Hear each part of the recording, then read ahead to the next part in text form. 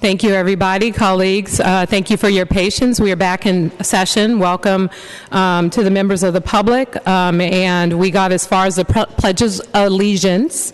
And now we will move on to communications. Madam Clerk, are there any communications? I have no communications, Madam President. Okay, colleagues, at this time, are there any changes to the board meeting minutes of March 10th? Seeing no changes, do I have a motion to approve the board meeting minutes? Moved by Supervisor Tang, seconded by Supervisor Campos.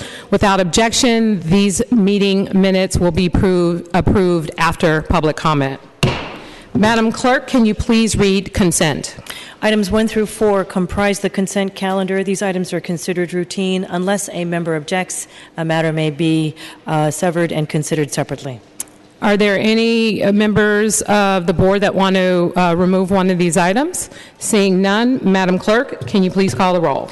On items 1 through 4, Supervisor Avalos?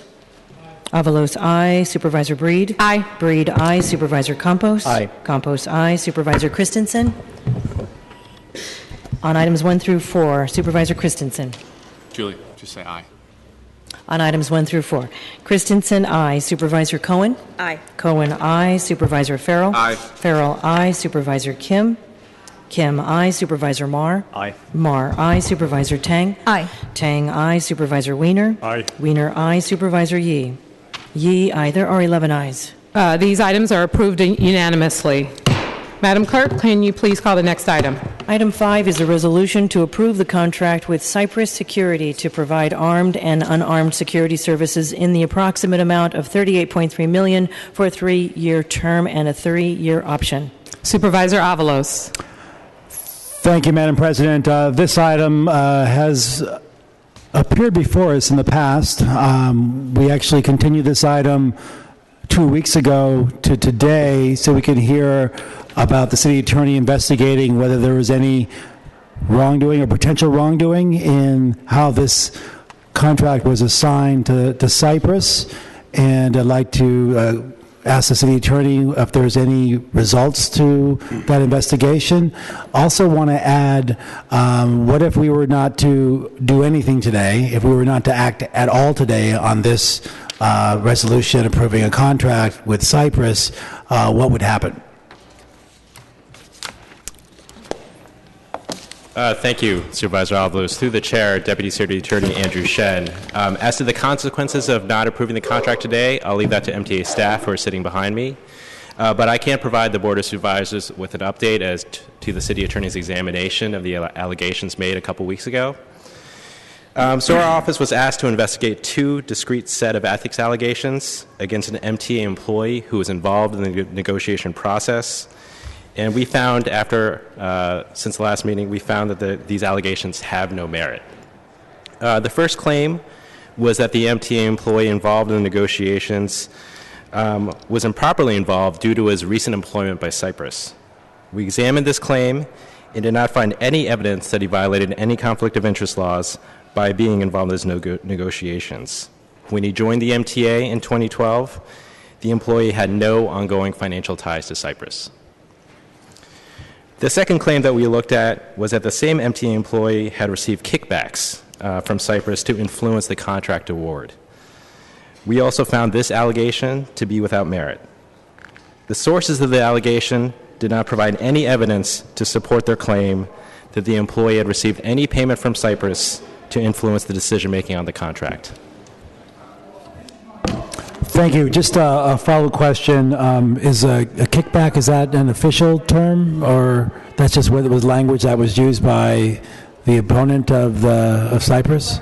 Yes, I believe that's how the allegation was framed, but a kickback would be the equivalent of a bribe or something of that sort. Okay, and then just to go deeper into, this employee was hired in 2012, but had been a Cypress employee in the past. How long before employment with the MTA was the employee a Cypress employee? That was what you had asserted, is that correct? Right, that he was a Cypress employee prior to joining the MTA. I actually don't have that information in front of me, but maybe the MTA staff could answer that as well. So it wasn't immediate, it could have been like 10 years ago was a Cypress employee, or do we have a sense of when? Yeah, I believe he did come immediately from Cypress to the MTA. but in examining the issue, we found that he immediately cut off financial ties to Cyprus once he joined the city.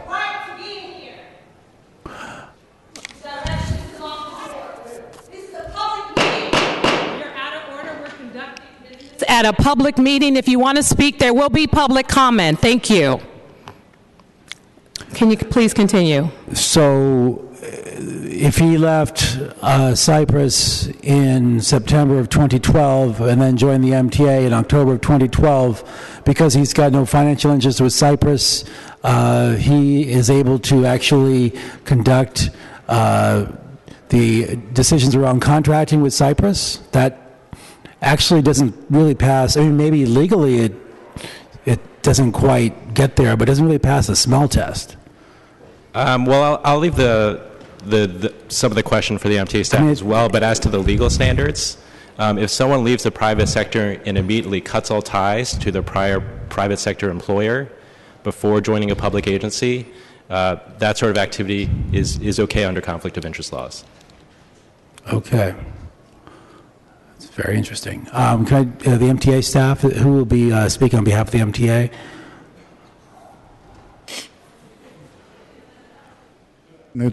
Thank you. If you could just kind of walk us through what the process was for this contract, and why wasn't this employee who had worked with Cyprus in the past actually wasn't assigned to some other place or wouldn't have any decision-making power over this contract?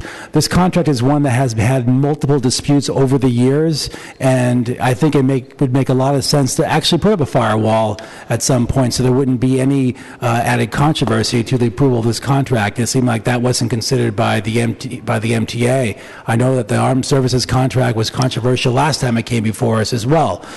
So how would you explain why that work wasn't done? The contract that was being managed by this individual when he came over from Cyprus, he was managing the contract. The contract had already been awarded, and the pricing was all set, the hourly wages and number of hours for different services were set. So he was just primarily managing that contract. Once the contract was approaching the expiration time, my office undertook the effort to solicit a new contract. The first time around when we did the low bid contract, Andrews International was selected, and we came up to this board and requested approval of that contract. At that time, Andrews decided to withdraw their bid. There was no negotiating involved in that process, and this individual, did not participate in any award process or decision making on the award. When we did conduct the RFP, our office does allow the project managers to handle the negotiations because they are the subject matter experts in their field, and they are the best suited for negotiating the scope of work as well as the pricing because it's their budget that they're managing. I, as the manager of contracts and procurement at the MTA, I did participate in those negotiations with this individual on an oversight basis.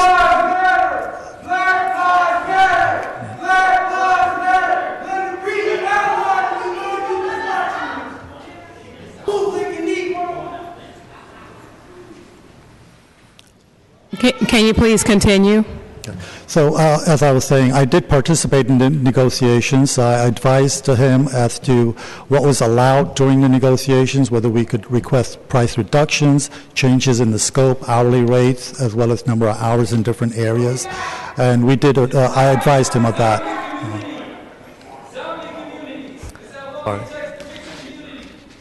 I'm sorry, did that answer the question? The very last comment you made, I did not get. So I was saying that I did participate in the negotiations. He did not do so exclusively. I provided advice based on what was allowed during the negotiations, what kind of discussions. We talked about whether pricing could be negotiated up or down, which it is allowed, as well as scope of work within the RFP. Can we change that? Can we modify it, which is also allowed? And I actually attended a couple of meetings with Andrews and during those negotiations. And then when the second RFP went out, did Andrews apply? Andrews Yes, applied. I'm sorry, I was referring to the second RFP negotiations, yes. And there was an allegation that Andrews actually had a lower bid, but wasn't assigned the contract. Was that, could you explain how that decision was made? That's actually the opposite. Andrews, in the RFP process, a panel, independent panel evaluated both the written proposals from both parties and the interview and presentation. The pricing was one of the factors in there. Andrews scored higher by about 2.5 points for doing that process, but the price was higher than Cypress's price. Andrews's, we asked for an overhead and profit rate, which would then be added to the hourly wage rate for billing purposes. Andrews's proposal was 45%. Cypress was at, Andrews was at 47.5%. Cypress was at 45%. So Andrews did score the higher scoring, That's correct. but wasn't awarded the contract. They scored higher, therefore we started negotiating with them with the hopes that they would come down on their price. During the negotiations, there were some discrepancies on their pricing. They asked for additional positions to be added at approximately $600,000 more. We were already at a higher rate than what we had budgeted for the project. When we could not come to terms with Andrews, we elected to cease negotiations and go to the next highest ranked proposer. That was a decision that was made on our part, not on this individual that we're talking about. That was a process that's allowed by the, by the city rules. So we entered into negotiations with Cypress, and they did adhere to their original price and actually lowered it a little bit, yes. Thank you. My colleagues have questions as well. I have others, but I actually would like to have my name taken off as a sponsor of this resolution, if that's possible. I was asked to do it. I thought that things were really clear and not very controversial, but I don't think that despite the work that you have done, that I trust was following protocol, that the controversy was something that still exists that I'm not to be part of. So I'd like to take my name off as a sponsor. Okay, Supervisor Kim? Thank you. I appreciate the line of questioning by Supervisor Avalos. I think, even if it's clear that we don't have laws in place about those that come from the private sector into government negotiating contracts with their former employees, I do think that it is an issue that we should be very careful about. And I just question the judgment of the department in allowing this individual, knowing their resume, to negotiate this contract. But that's actually not where my line of questions are. My line of questions are around the armed services. A number of times when different security entities have come to our office, for example, UC Hastings, asking how they felt, about using guns with security service, I have been pretty uniformly opposed to arming our security officers. I think in general, we need to limit and reduce the number of guns on our streets. And I have a lot of questions about the training that these security guards need, and also why we even think we need to have armed officers for SFMTA. So a couple of questions that I had. I know that that armed officers are used specifically for certain high traffic areas where there's a lot of cash handling. Let me pull that up. That at fare collection and pass sale locations. But you also mentioned that they're used for subway escort, ballpark detail, customer service, and armed supervisors. So I was wondering if you could explain what those last 4 items are. What is subway escort, ballpark detail, customer service, and armed supervisors, and why do they need guns to do the job that they do to serve these functions? The supervisor, the ballpark detail is when, for example, one of the Giants games out there, MTA revenue staff are at that location selling transit passes and handling cash at that time. The armed security guards are there to protect the employees at that location. Similarly, at the subway stations, they're also doing events and games, selling cash, selling revenue tickets for and collecting cash, and they're doing the same thing at that time. The customer service location is at 111 South Van Ness, next to our main building. And they're there essentially for the same reason. There's cash being collected at that location, selling tickets to our customers. And then what is armed supervisors? Those supervisors are there to essentially do oversight and for the actual armed guards, as well as provide relief to those guards for breaks or lunchtime. Are they guards themselves? They are guards to the same extent that the others are. Many of our small business handle flow of cash in their businesses, and yet don't feel the need to have armed security detail or even have guns on site. So why is it that the SFMTA needs it? Have we had any incidents where there have been armed robberies, where there actually been violence towards these individuals that are collecting cash on behalf of the city? I'm not aware, or I'm not aware of any incidents myself. So why are we including this in our services if there's no historical need for this?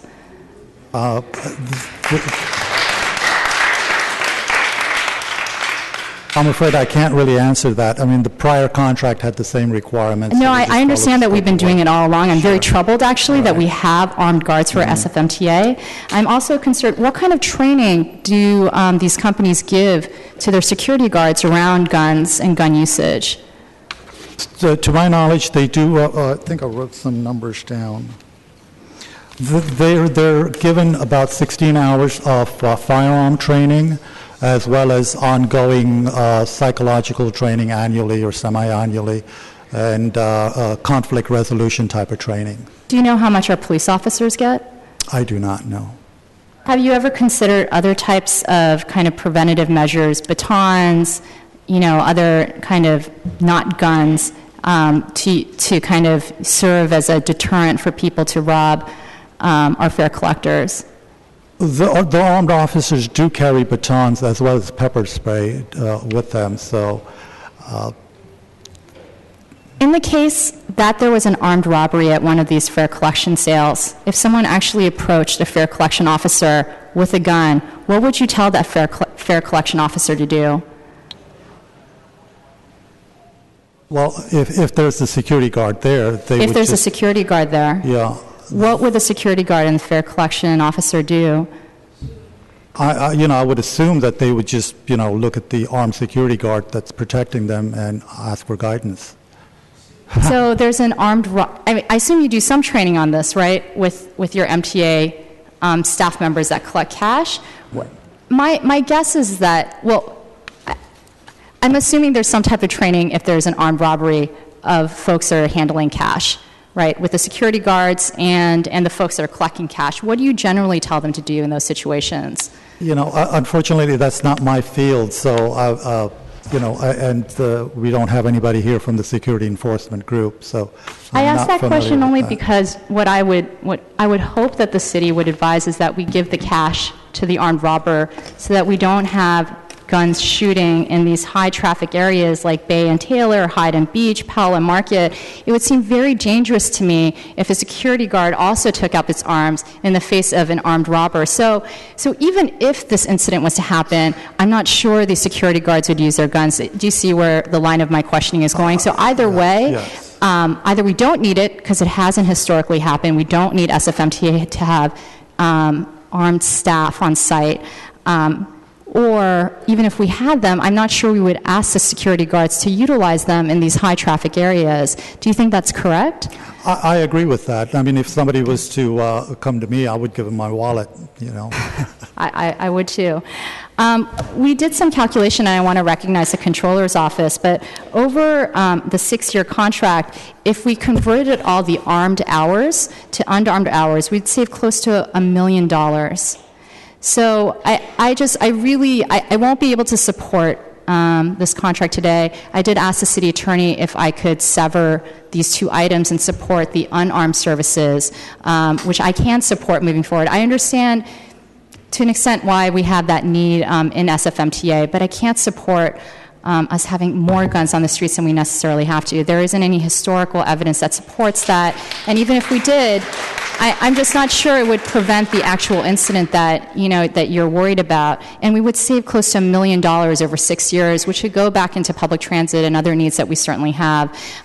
If this does move out of the board today, I really encourage SFMTA to think about what it would take to reduce or eliminate all of these hours, and just really think about what the protocol behind this and the reasoning. And I just have to add again, I understand the passage of exchange of a lot of cash, but we ask our small business owners to do this every day without guns in their stores, et cetera. So I just think the city should be able to do the same as well.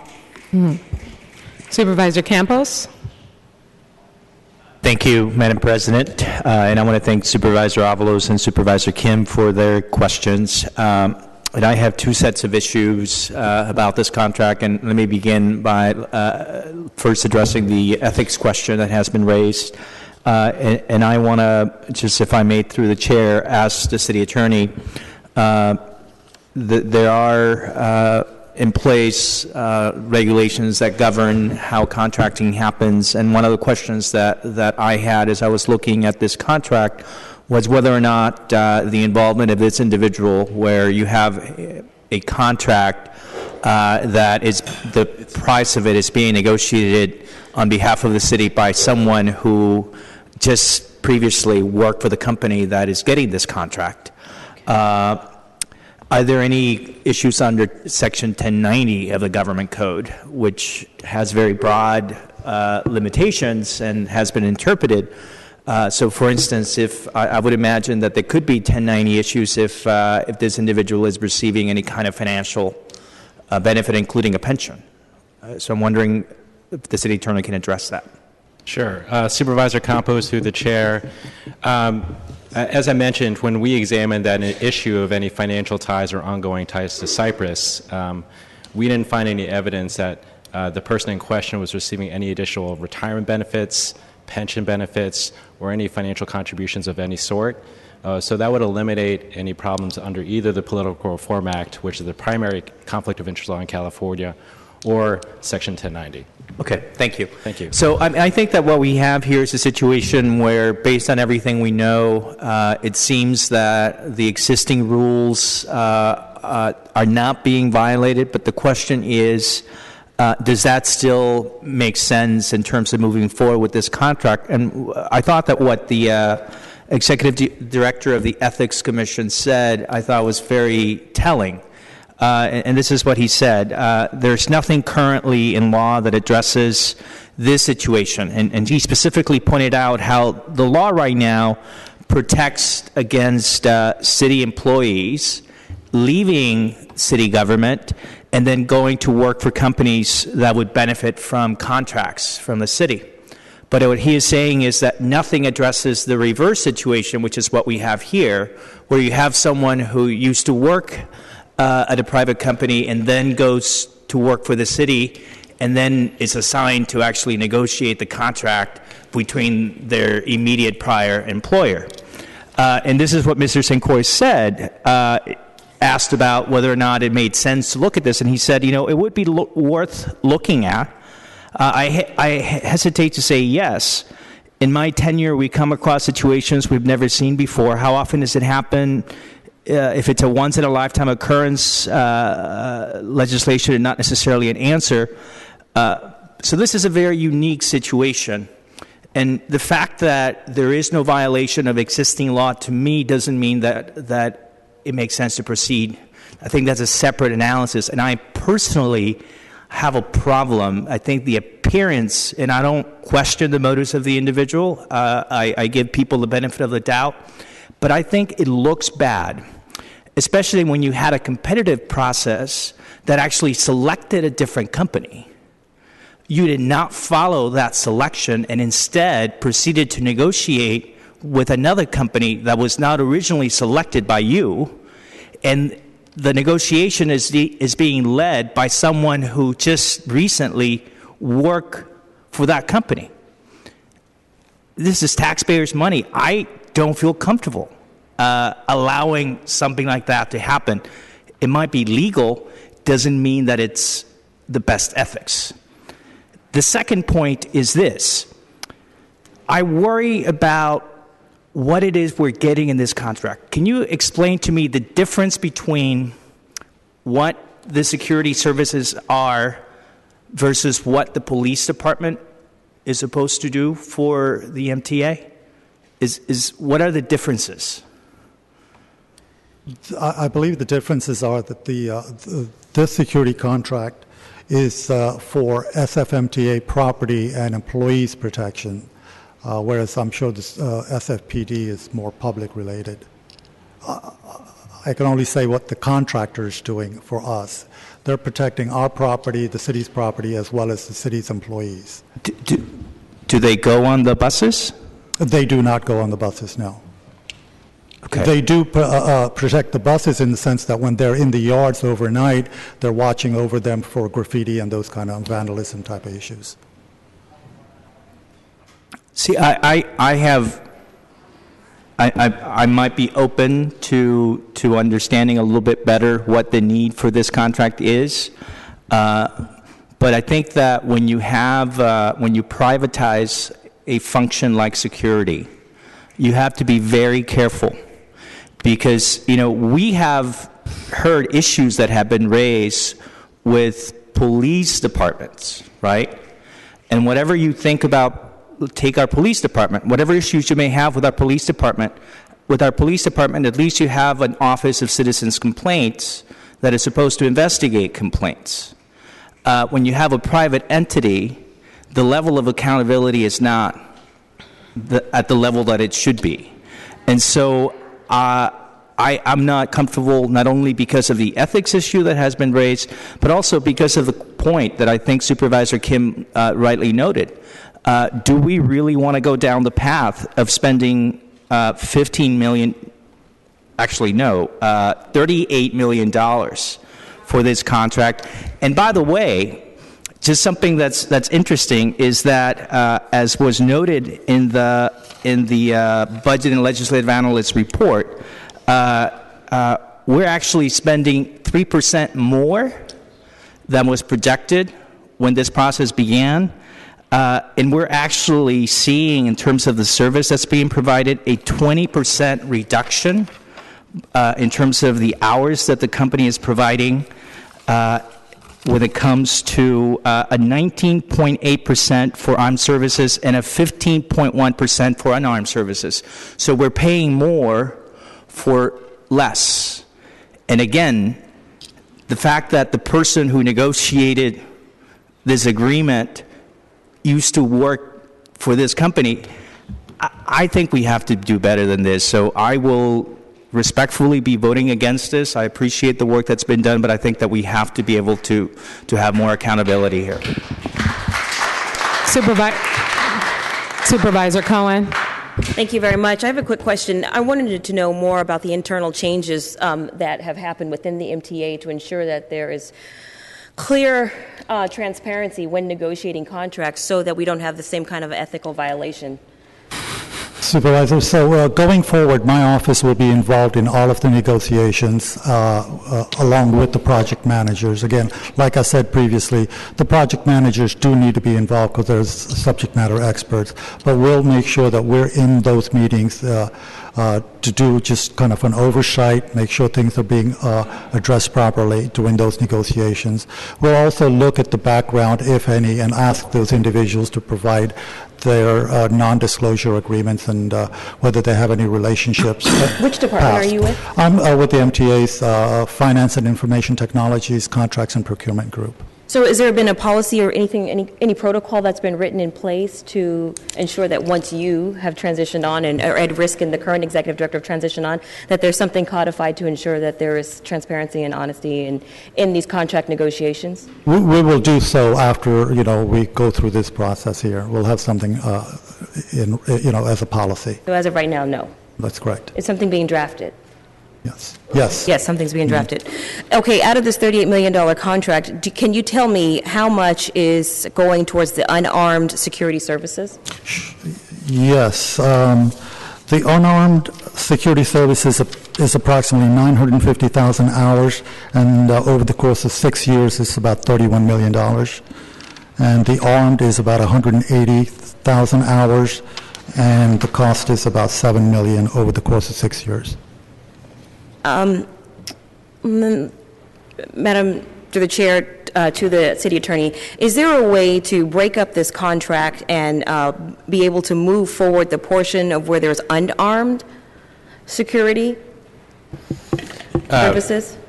To Supervisor Cohen, through the chair, no, the board can't break up the contract in terms of its approval today. It would neither be an up and down vote or potentially continue this matter for another week or so. There are further issues we want to address. Would we be able to go back and tweak the contract so that we were able to tease out the unarmed services? I would defer to the MTA on that. Obviously, they've been involved negotiating and addressing the terms of this agreement. Yes, we can look at that. We can communicate back with Cyprus and see how that would work out, and we'd have to draft a new contract and bring it back to this board. And in drafting the new contract, does that leave us with any kind of liability? Or are we exposed to any kind of uncertainty? That would be a consideration we'd need to look at because there would be no armed guards at that time. So we would have to address that. There'd be no what? There would be no armed guards under the new contract. But correct me if I'm wrong, the armed guards are, where exactly do they patrol? They patrol all of the cash handling facilities, as well as the subway stations, the ballparks, the customer service centers. Okay, thank you. So I'm actually prepared to vote against this contract here today, just to get a little bit better understanding about the armed versus unarmed security services, where these resources are allocated, and the time, and the commitment, and the training behind them. Thank you. Thank you. Supervisor Kim. Thank you. Actually, hearing some of the discussions today, I think we have enough votes to continue this item.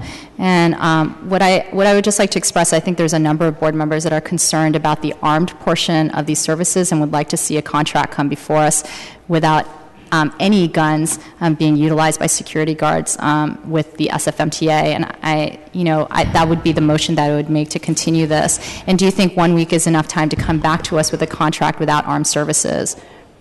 1 week is enough. We can definitely do that. This contract, the current contract, expires at midnight at the end of this month, so we will do our best to get it to you, the new contract back here next week. Actually, I realize I had one more question. It's not related to the armed services, but it's a conversation that we have often at this board, which is cost of doing business adjustment. I noted that in your annual adjustments to the billing rates that you do include an annual adjustment to billing rates, the higher of 2.5%, or the cumulative cost of any increase in wages and benefits which results from a collective bargaining agreement. I think that is the right thing to do. We certainly want to make sure our guards are getting prevailing wage, and I understand that's part of the reason of the increase in costs and reduction in hours. I'm curious how SFMTA negotiates this. This was a large issue. We don't actually do that with our nonprofit contractors, for example. Our nonprofit organizations that provide services don't get an automatic cost of doing business adjustment, but we routinely do it with our for-profit contractors. And I'm curious, is this something that is a policy that is set by MTA for every contract, or is this something that you separately negotiate? This particular contract will have SEIU guards, so they do have an MOU with Cyprus that requires an annual increase in hourly wage rates. So we did look at that, and that's where the 2.1% came in. The initial strategy for negotiating was look at our budget, what we had annually allocated for this work, and we worked with that budget as well as the wage increases that we foresee in the future. So it's negotiated contract by contract. It's not a set escalator. No, it's definitely contract by contract. It depends on the industry also. Sometimes it's based on, other union members if that's what the contractor's employs. Yeah. Thank you. Supervisor Kim, you made a motion to continue this item for 1 week. Is there a second? Seconded by Supervisor Cohen. Now I'd like to recognize Supervisor Wiener. Thank you, Madam President. I'm fine to continue this 1 week to get answers to questions. But one thing, I don't know whether it's the case that there are 6 votes to oppose any form of armed security. Here, maybe there are, and if that's the case, then that's the result. But what I would be interested in knowing before we went down that road is to see what other transit agencies or similar agencies with significant fare collection of cash, people carrying cash on them who are potentially sitting ducks, what the practice is. And if it's the case that there are transit agencies or similar kinds of agencies that are doing this in a way without armed guards, then it would be good to know that. But I suspect that there are reasons why there are armed guards, and it's great that there hasn't been a history of robberies, but part of the reason might be that we have good protection of these fare collectors. These are people who are carrying large amounts of money, and we have... Excuse me, if you're going to be in the board chambers, we don't deal with hissing, booing, clapping. There will be a time for you to express yourself during public comment, but please respect our process. Thank you. And these people are carrying large amounts of money, and apart from even the issues of this being public money, it's about the security of these individuals. And if it's known that they're carrying large amounts of money and that they don't have any real protection, I suspect that we could start seeing some robberies. And so I don't... Sir, you're out of order. You're out of order. There will be an opportunity to comment during public comment.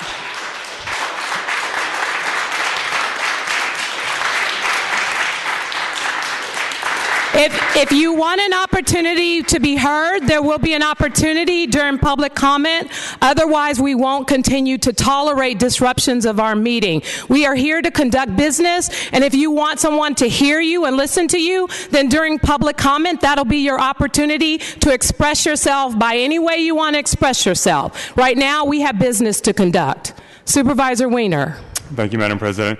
And so what I would say is I think it's good to take the extra week, and I would like to actually just get that kind of information. So whatever decision the board makes, whether it's a unanimous vote one way or the other or not a unanimous vote, that we at least have that full information. So that would be my request to the agency in their interim, and I think it is a good idea to take another week on this. Supervisor Christensen. I just wanted to reiterate what Supervisor Weiner brought up. I think, and thanks to Supervisor Kim for bringing this to our attention, I think we were all presented with what we presume to be a thoroughly vetted budget, and finding out with some of the questions that have been asked, if perhaps there is some rationale, at least today we haven't heard it. And so I think I suspend any decision as to what is the correct eventual direction, but I'm very clear in supporting the need for some additional information in order for this to move forward. Thank you. Supervisor Avalos. Thank you, Madam President. Just wanted to see if a week's time, I know we're punching up to a deadline on the end of this month at 12 midnight, but is a week enough time to come back with a version of a contract that does not include armed services? And does that not have to go back to the MTA Board of Directors for them to approve before coming to us? Supervisor, I believe it does need to go to the board, MTA board. I'm not sure if it needs to afterwards go to the Budget and Finance Committee again, and then to this board. We'll have to look at and get back to you. So then a week doesn't seem realistic? Probably not, no. Not with a separate contract. Yes. Okay, I just lost my train of thought. I'm turning old.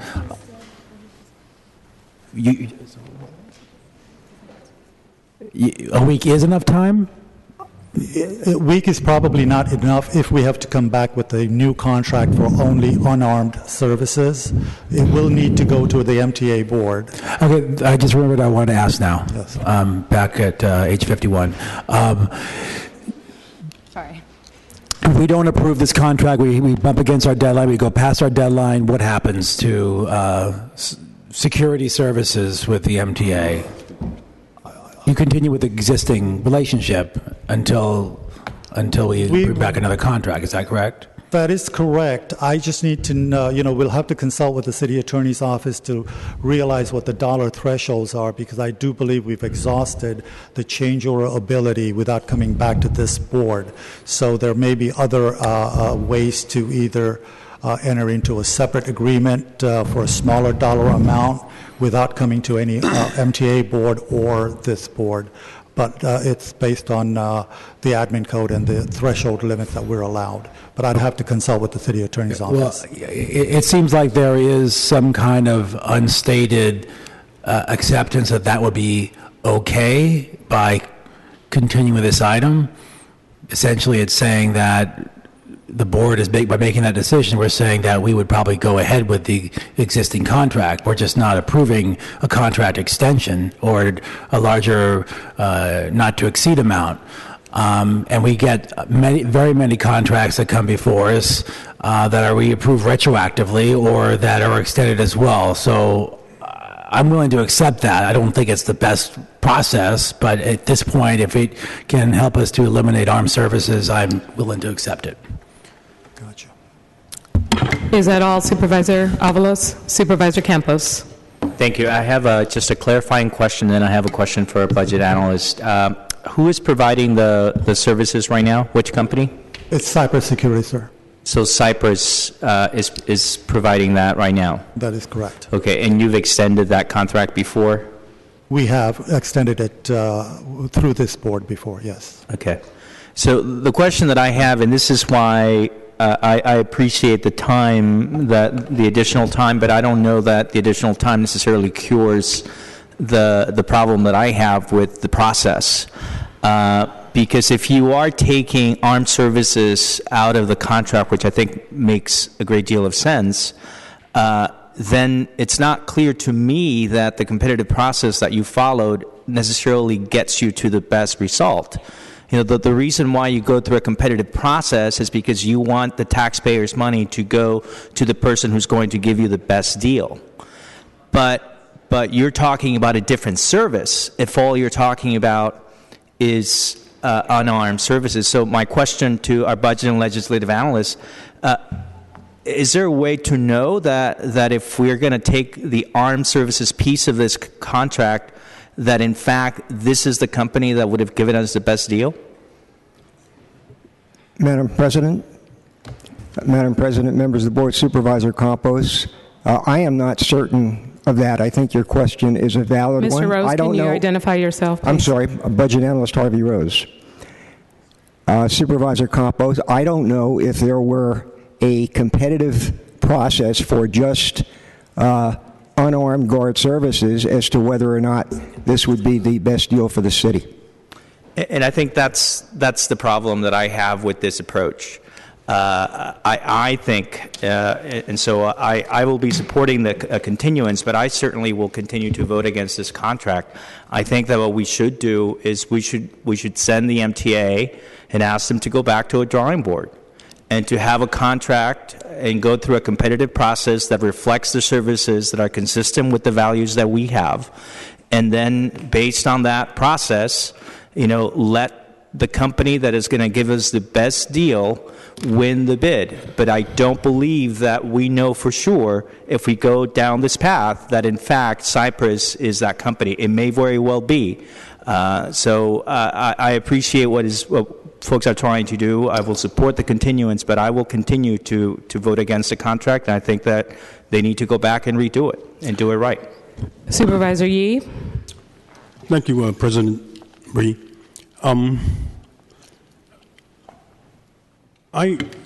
There's a lot of discussion right now in terms of the terms and so forth. And for myself, the issue of the armed guards is a question for me, and I'm not really ready to vote yes or no on that.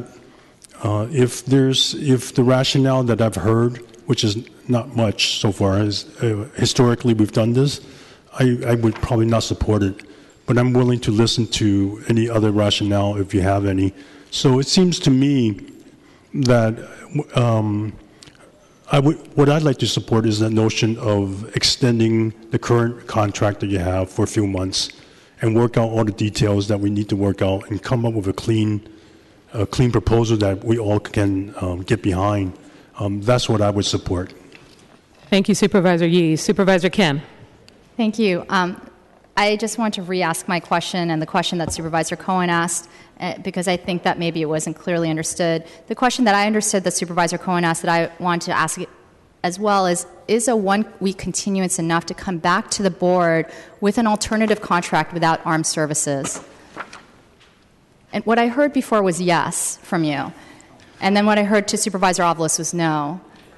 Supervisor, when I initially said 1 week was enough, I was corrected by my colleague behind me saying that we do need to go to the MTA board.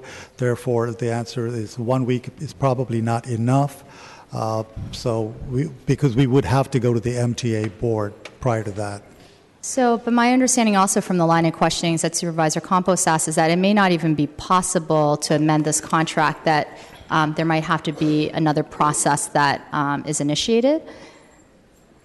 If we do a motion to continue, I want to know that we can come back with an alternative. If not, I can't support the motion, and I'd rather vote down the contract today to start the process all over again. So that's why I'm asking the question. Supervisor, we could come back in a week and answer whether we would need to go to a new contract, or whether we'll need we'll extend the current contract and continue with this contract with just unarmed services, or both. So if we can wait until next meeting, we can address what our plans are going to be going forward with this particular contract. Okay. I withdraw my motion to continue. I imagine another colleague will. I don't feel, we have the answers that we need. And my worry is that we continue it for a week and you come back to us with the same contract again, with the armed services, and with the same explanations that you provided today. I mean, I'm not sure what other answers we can get. A 16-hour training on how to use guns. No previous incidents of any type of robberies on our collectors that are using cash, and no real evidence that guns prevent this type of crime. I'm not sure we can find that, to be honest. I agree that it is possible, it is a conjecture that we have been safe thus far from robbery because of armed services. But it's also just as possible that in an event of a violent situation with two people with guns, including the city, an untrained security guard that has only 16 hours of training, and someone out on the street, that you're going to endanger tons of people that are in these really high traffic areas. I just don't see a scenario under which one of our security guards would actually draw their gun in an event that someone else did. I think that the best situation that we would do is we would hand over the money and have folks that are actually trained to deal with this pursue the criminal ends. And I'll just say one thing. I talked about mom and pop businesses. My mom owned a store growing up. She was held at gunpoint 3 times, and it was the scariest thing that she had ever experienced. But I don't think my mom having 16 hours of gun training would have provided her more protection on site. And I just really question, if we don't know the answers to these, and this is a program that's currently going. We're currently having armed services, and we don't understand what the training needs are or what this actually does to deter crime. So I just have a lot of questions. I think we should have these answers already because this is currently ongoing. So I withdraw my motion to continue. Thank you, Supervisor Kim. Supervisor Weiner.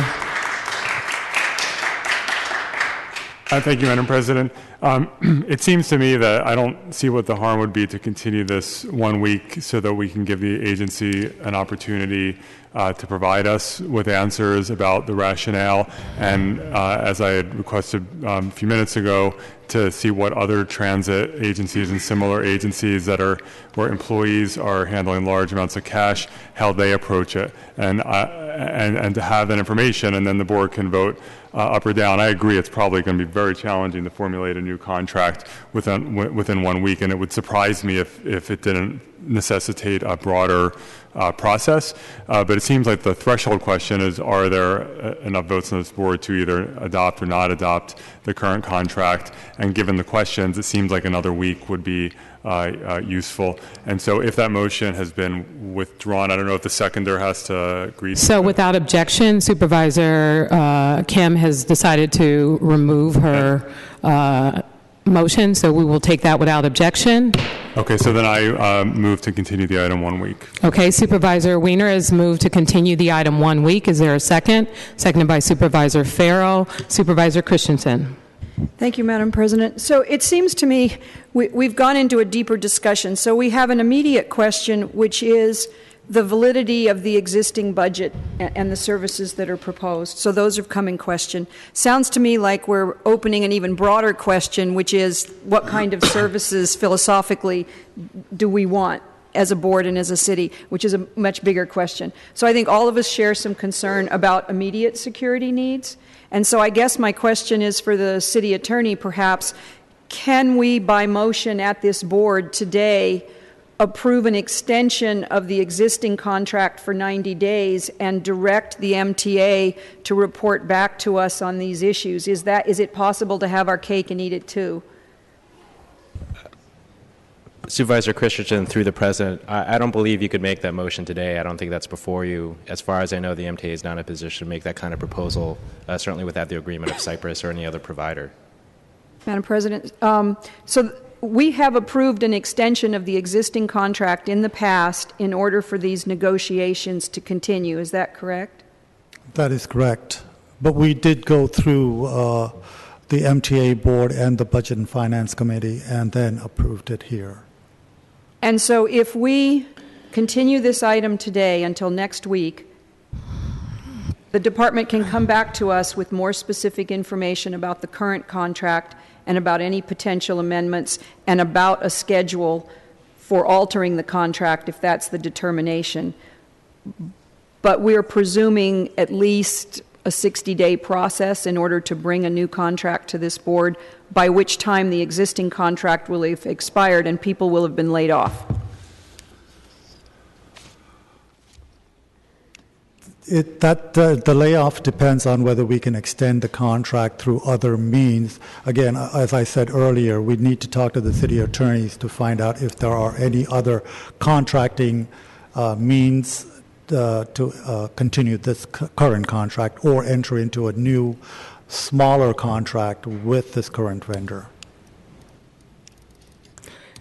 So just for clarity, you are, this continuance will allow you the opportunity to address a lot of those concerns next week, and at that time, we can decide whether or not we can vote the contract up or down.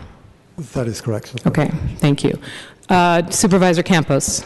Thank you. As I noted before, I personally plan to vote against this contract, and I actually think that the best solution, in my view, is that there be an extension of the existing contract. I think along the lines of what Supervisor Christian was saying, have a new competitive bid process, and then go from there. That's what I hope happens.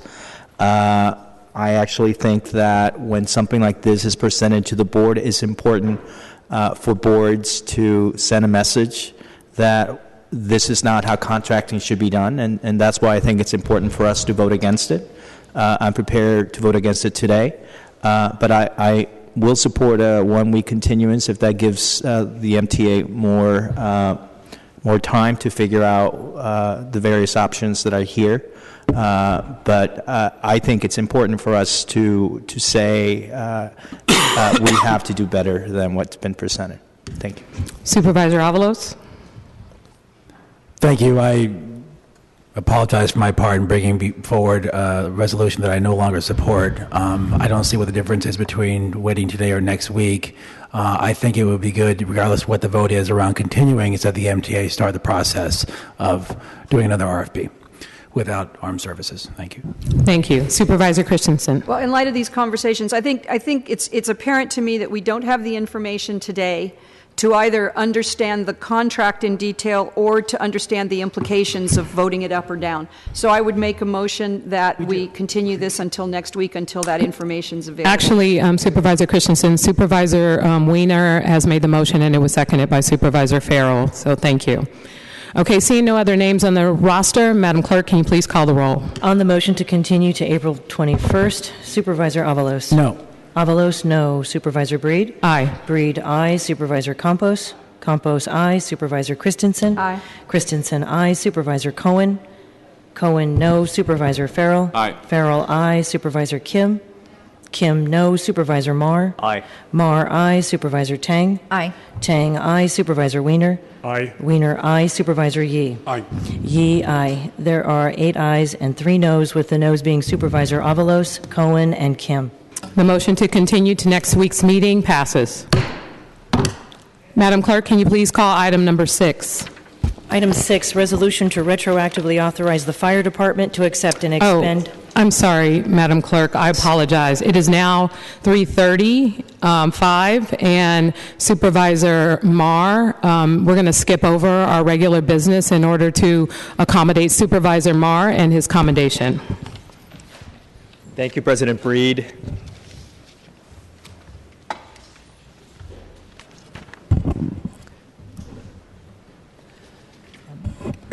Thank you, colleagues. Today, we're honoring our city's Dispatcher of the Year, and I wanted to acknowledge, before mentioning our heroic Dispatcher of the Year, that we're joined by the Director of our Department of Emergency Management, Ann Cronenberg, but also our 911 Director, Rob Smuts, and Deputy Director, Rob Dudgeon, and Officer Jerry Daniels from the Police Department as well, and I'm probably missing a few others that are here. The commendation for Dispatcher of the Year is a District 1 resident, Kaylee Hillcoat, and I would ask if Ms. Hillcoat, and I know her family is here, and many of her people that really understand the critical role that she and the 100 dispatchers play in this city, but I'd ask if Ms. Hillcoat could come forward, and anyone else that wants to join her. We're pleased that our Department of Emergency Management has this amazing group of people that work every day protecting our city, often invisible from sight. I wanted to also say that this is a national day, a National Public Safety Telecommunications Week, where around the country, many other major U.S. cities are honoring heroic work that 911 dispatchers do nationwide every day. And San Francisco has 100 folks that work within our DEM department. And as we know, they're on the job 24 hours a day, 7 days a week, both answering not only 911 calls, but coordinating police officers, firefighters, paramedics, and our first responders. So they're the invisible, behind-the-scenes first responders that often go unacknowledged often. And unlike our police officers, firefighters, and medics, our dispatchers are the first responders, again, that we never see, but that work just as hard every day. And they're the first to provide help and reassurance to people on their worst days, in some ways, in some of the most hairy situations. They give instructions for CPR and medical assistance to people. They help delivering babies, giving information to people that deliver babies. They also give our first responders critical information that gets them to the side of people in crisis and keeps them safe. We're recognizing Kaylee today because of incidents that took place over the last year where she's provided amazing clarity and precision in keeping people safe, supporting police officers while responding to complex and extremely highly stressful events. And I think these incidents include assisting an injured officer when she maintained control of what could have been very chaotic situations. During the evening of the Giants winning the World Series, for example, she really helped ensure that police had all the adequate support and information to safely manage joyful and happy crowds, but sometimes at times unruly. And I saw all the donuts and other things that were happening and the different types of activities in many neighborhoods that spread to the streets and all over the city. Also, in response to Ferguson, in many ways, and protests led by Black Lives Matter and many others throughout communities here in San Francisco, she provided strategic insights and recommendations to support police that benefited from this overall response to keep people safe, but also to be respectful of protesters as well. Through the most chaotic of situations, Kaylee made officer safety, community safety a priority by maintaining control and situational awareness as well. So she's joined by friends and family, but also many of her fellow 911 dispatchers and the senior staff of our Department of Emergency Management.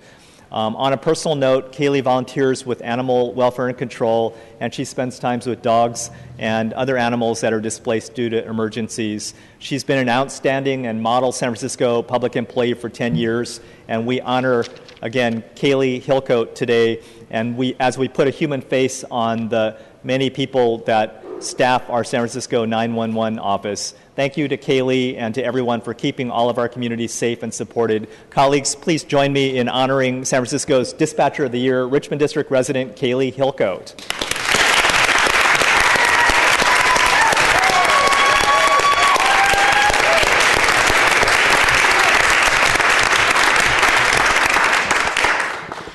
Thank you, Supervisor Marr. 10 years ago, I saw an ad for the position of public safety dispatcher in the Examiner. I was lucky enough to make it through the selection process and secure a seat in the academy. But when I started that training program, I had no idea what I was in for. Every day in that room is different and comes with its own challenges. Teamwork is vital, and I'm proud to work with a team of skilled and compassionate individuals who strive to do their best for our public safety partners and the citizens of San Francisco every day. We put our personal emotions aside and pull through intense, difficult situations together.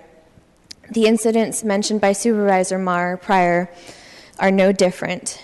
I may have been a voice in the chaos, but I was assisted by numerous coworkers who were helping to log and forward critical information, make calls, notify our allied agencies of crucial updates, and who are also helping to dispatch fire and medical response along the way.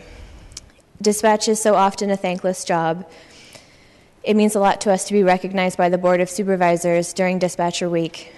Thank you, Lieutenant Daniels, for taking the time to represent the officers we may only know as a voice at the other end of the radio. Thank you to everyone that pushed me to learn, made me laugh, allowed me to blow off steam, and provided a shoulder to cry on at the end of those particularly brutal shifts.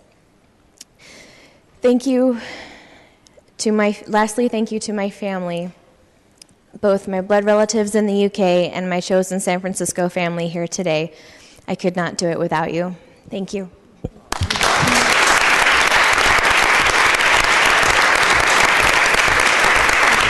I just wanted to ask if Ann Cronenberg or anyone else would like to make any comments. Thank you, Supervisor Marr. We are so proud of Kaylee and all of our staff who are the unsung heroes of the first responders in San Francisco. And we thank the Board of Supervisors for allowing us one day out of the year to come and highlight the very best of our best. So thank you.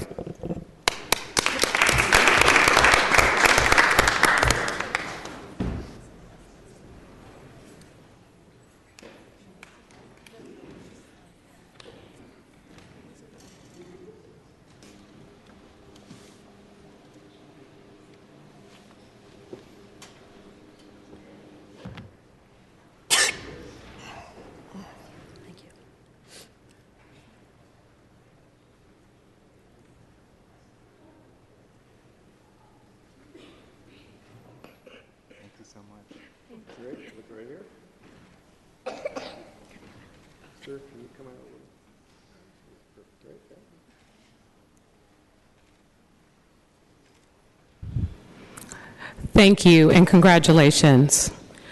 Madam Clerk, can you please go to item number 6? Item 6 is a resolution to retroactively authorize the fire department to accept and expend a grant in the approximate amount of $1.5 million from the Federal Emergency Management Agency to upgrade its exhaust extractor system in various fire stations. Madam Clerk, can you please call the roll? On item 6, Supervisor Avalos. Avalos, aye. Supervisor Breed. Aye. Breed, aye. Supervisor Campos. Aye. Campos, aye. Supervisor Christensen. Aye. Christensen, aye. Supervisor Cohen. Aye. Cohen, aye. Supervisor Farrell. Aye. Farrell, aye. Supervisor Kim.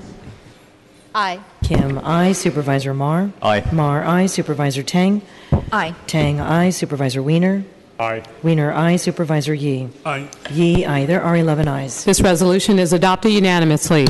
Madam Clerk, next item, please. Item 7, resolution to affirm a categorical exemption under the California Environmental Quality Act for the San Francisco International Airport Plot 700 development. Colleagues, can we do this same house, same call? Without objection, this resolution is adopted unanimously. Item 8, please. Item 8, resolution to authorize the real estate department to enter into a real property lease at the monthly base rent of $7,800 for 100 Blanken Avenue with the Celestina and Alan Salvador Jimenez co-trustees for a portion of the ground floor, a 5-year term, and a 5-year option to extend. Same house, same call. I'm sorry, President Breed. Oh, Supervisor Kim. Thank you. I just wanted to reiterate some of the comments that were made at Budget Committee about the number of years that this lease was on month to month, and therefore almost doubled in rent expenditures without any type of negotiation. I know that those comments were already made, and I want to appreciate and reiterate those comments, and I hope that we put something in place that doesn't allow any department to go month to month without any type of negotiation or protections around evictions, but also major rent increases, which are public taxpayer dollars over the years. So I hope that we have a system put in place to disallow that from happening in the future. Supervisor Farrell. Thank you, President Breed, and through the chair to Supervisor Kim. We are working on legislation coming out of our Budget Committee from last week, and would be happy to partner together on that if you're interested. Colleagues, can we take this resolution, same house, same call? Without objection, this resolution is adopted unanimously. Item number 9. Item 9, resolution to approve modification number 1 to the International Terminal Equipment Maintenance and Operating Agreement between San Francisco Terminal Equipment Company and the city to increase vendor services funding by $3 million to support the patron and document verification services for new total amount not to exceed $21 million for an agreement term expiring June 30th, 2021. Same house, same call. Without objection, this resolution is adopted unanimously. Madam Clerk, can you please call items number 10 through 23? Items 10 through 23 are the resolutions declaring the intent of the city to reimburse certain expenditures from proceeds of future bonded indebtedness and authorizing the mayor's office to submit an application and related documents to the California Debt Limit Allocation Committee for multifamily housing revenue bonds for the following addresses and amounts. For item 10, at 462 DuBose Avenue in an amount not to exceed $21 million. For item 11, 25 Sanchez Street, not to exceed $33 million. Item 12 is 1150 Scott Street, not to exceed $60 million. Item 13, 939 through 951 Eddy Street, in the amount not to exceed $20 million. For item 14, 1880 Pine Street, in the amount not to exceed $29 million. Item 15, for 100 Appleton Street, in the amount not to exceed $55 million. For item 16, 255 Woodside Avenue, in the amount not to exceed $37 million. For item 17, for 990 Pacific Avenue, in the amount not to exceed $53 million. For item 18, for 227 Bay Street, in the amount not to exceed $21 million. For item 19, for 1068 Oakdale Street, 798 Gerald Avenue, in the amount not to exceed $108 million. For item 20, for 345 Arguello Boulevard, not to exceed $23 million. For item 21, for 491 through 491 31st Avenue, not to exceed $20 million. For item 22, for 666 Ellis Street, not to exceed $32 million. And for item 23, for 430 Turk Street, not to exceed $32 million. Thank you, Madam Clerk. Supervisor Campos. Thank you, Madam President. And I am one of the co-sponsors of one of the items, item 15, which deals with 100 Appleton Street, which is Holly Court. And I will be supporting these items. But one of the things that I think it's really important to note, and I know that Supervisor Avalos and I will be calling for a hearing on this. One of the things that I have seen in the last few days, and today I think a number of us were visited by some families that came to our offices to express a very real fear that these families in public housing, that once they're relocated to allow for the work to be done, there's a very real fear that somehow these families are not going to be allowed to come back. And I had the pleasure of visiting constituents at Holly Courts over the weekend, and we had a conversation about the proposal and the various changes that are being moved forward. And the comments that I received from those residents were very much along the same lines. That there is a very real, tangible fear that these residents have that once they're relocated, that somehow something will happen, something will not be followed through, and that they're going to find themselves on the street. And I know that from sitting where we're sitting, it's perhaps difficult to understand that, but I think it's very real. And I think that we have a responsibility, because I know that we're all committed to doing the right thing to address that fear. So I just want to put that out there, and I will be supporting this, but I think that I want those families and those folks to understand that I understand how real that fear is, and so I just wanted to make that point.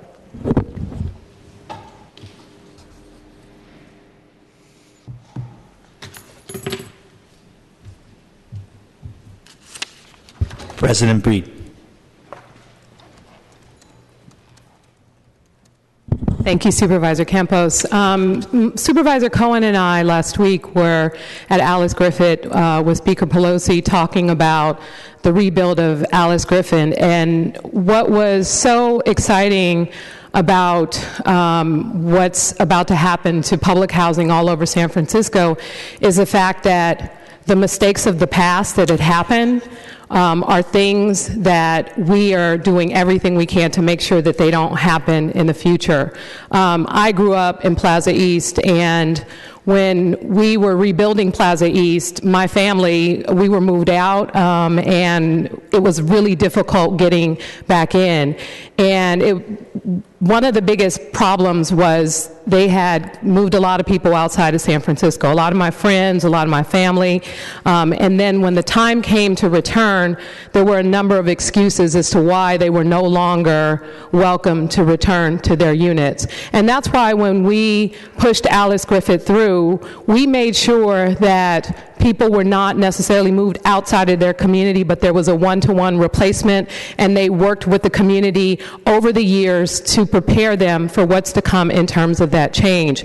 Not only changing the physical structure of these places, but changing people's lives through supportive services. We are committed to that. And one of the things that we can't do is build a structure and not necessarily help the people that are in these facilities with an opportunity to succeed. And so we are committed to that. We've been working very closely with the Mayor's Office of Housing to make sure that there isn't any displacement and that people are not afraid. I've been going into the units in my district specifically because I know a lot of the families who still live there, but the problem is bigger.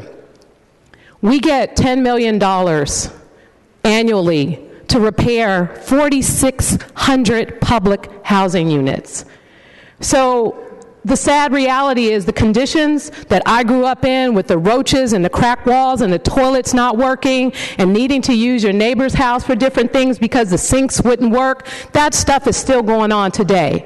We can't continue to do things the same way. We can't just wait for the feds to give us $10 million and think we're going to repair over $200 million of needed repair in our public housing facilities. The folks who live there have suffered long enough.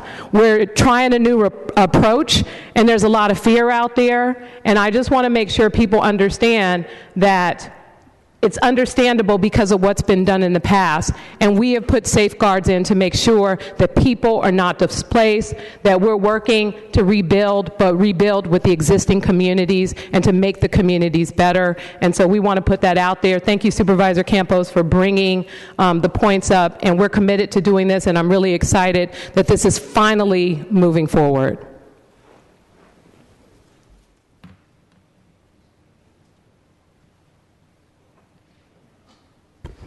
Okay. Colleagues, can we take those items, same house, same call? Without objection, those resolutions are adopted unanimously. Madam Clerk, can you please call item number 24? Item 24 is an ordinance to amend the planning code to permit certain exceptions from off-street parking and loading requirements for lots that front on curbside transit lane or bikeway for lots in residential mixed districts, and in order to bring buildings into greater conformity with yard setback and other building requirements to include parking in excess of what is principally permitted and located above ground in the floor area ratio calculation, with an exception for pipeline projects on South Van Ness in the South Van Ness Special Use District, modifying other floor ratio provisions and affirming the Planning Department's CEQA determination. Colleagues, can we take this item, same house, same call? Without objection, that ordinance is passed unanimously on the first reading. Item number 25. Item 25 is an ordinance to amend the Planning Code to require the Planning Department to monitor and report annually to the Board of Supervisors the balance between new market rate housing and new affordable housing, to include strategies for achieving and maintaining the required housing balance in accordance with San Francisco's housing production goals and making the required findings. Supervisor Kim. Thank you. As many of you know, I represent a part of the city that is rapidly growing, both in office development and residential development. It's absorbing the vast majority of the density in the city today. And as we see this growth, it has been a priority of mine and my office to make sure that as we grow in a balanced way that is actually affordable to the majority of our city residents. Preserving existing affordable housing and building new affordable housing has been a priority, not just for me, but I know many of the folks sitting in this room. The legislation before us today is one of the outcomes of the housing balance discussion, which began last year when I introduced the Housing Balance Ordinance, an ordinance which would have put into place affordability to be one of the considerations when we approved developments in the Planning Commission last spring. After that introduction, our office and the mayor's office spent quite a bit of time negotiating what it would actually mean to build 30% of our new housing as affordable to the vast majority of our residents.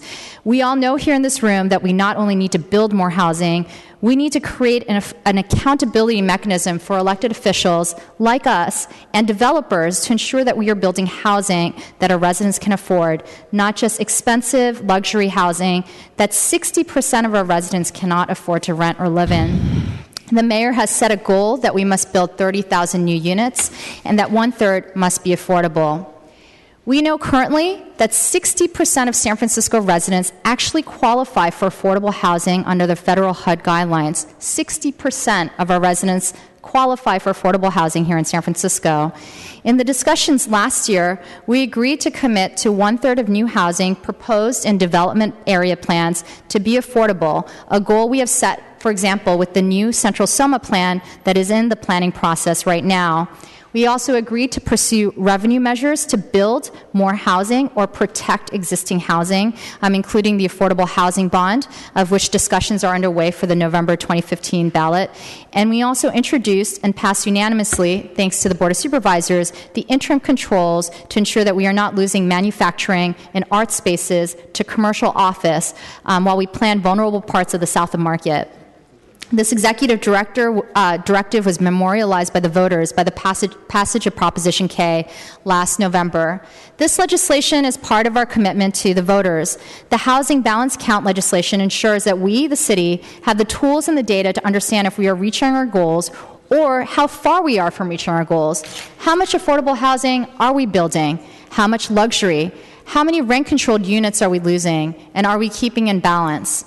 The legislation does the following. It requires the Planning Department to provide a biannual report to the Board of Supervisors, which calculates the proportion of new affordable housing, defined as housing affordable to households making between 0 and 120% of area median income within a 10-year rolling time frame. This legislation would also require that we calculate how many rent-controlled units and affordable housing units that we lose. The Planning Department must monitor the city's progress towards our goal and publish information on the Planning Department's website, report to the Board of Supervisors on the data, as well as other land use regulations that may impact our ability to build or permit affordable housing. The Board of Supervisors will hold an annual public hearing to consider our progress towards achieving this goal. I want to recognize and thank some partners that we work closely with on drafting this legislation: the Council of Community Housing Organizations, TODCO, Tenderloin Neighborhood Development Corporation, South of Market, Community Action Network, the Bill Sorrow Housing Program, to develop and write this legislation. And I want to thank the over 40 individuals and organizations that attended both Planning Commission and land use hearings to speak in support, and also acknowledge the Planning Commission, which not only unanimously approved this legislation, but as San Francisco residents strongly advocated for planning to allocate resources today to begin this work. The commissioners expressed that they understand how important this data is, and they want to know this information as they approve development themselves. As San Francisco residents, they hear from their neighbors and friends all the time how hard it is to find new housing, or even if they have housing, they don't know where their children will live as adults. A member of the public said it best last Monday: "I don't want to be the last generation of my family to live in San Francisco." We talk a lot about how to plan each neighborhood, and recently there has been a lot of debate, for example, on how we plan different neighborhoods like the Mission. And in the Mission, community advocates have said that only 7% of the new housing that we're building in the Mission neighborhood is actually affordable to the majority of the residents that live there. This data, unfortunately, didn't come from the city. Community advocates actually poured through multiple approvals and developments that were moving through the commission in the city and actually counted the units themselves. We should have this data, and we shouldn't ask community volunteers to come up with these numbers for us. I also want to thank the Sierra Club, the San Francisco Anti-Displacement Coalition, ACE, and SF Rising, who have all endorsed this legislation, and of course recognize members of the city family: Sarah Dennis Phillips, Aaron Starr, Teresa Ojeda, Camilla Hadaden, and of course April Veneracion in my office, who spent countless hours on this legislation. Finally, I just want to thank Director Ram for his commitment to make sure that the first housing balance report would be available by June 1st to help guide us in our discussion about the affordable housing bond. I think as we debate the dollar, whether it's $250 or $500, we should actually know how close we are to reaching our goal and what is in the pipeline. And I look forward to continuing to work on the housing and affordability and ensure that we continue to make it the number one issue that we work on the board today, and that we have the data available to make the choices and prioritize resources in a timely and necessary fashion. Colleagues, I ask for your support. Thank you, Supervisor Kim. Supervisor Cohen. Thank you very much. Through the chair, I just have a question to the to the sponsor of the legislation. It really just goes into a conversation that's been happening about an additional possible finding. Supervisor Kim, I just wanted to know a little bit more about how you came about accepting the findings. I believe they came through ABAG. I'm sorry, the findings that are in our report today. Report. Yes. So the findings that are in the legislation today are based on the numbers that were provided through ABAG, the Association of Bay Area Governments, that actually help calculate goals for what we should be building in the city in order for everyone to be able to afford to live here. I think it's called our Regional Housing Needs. Yes, RENA.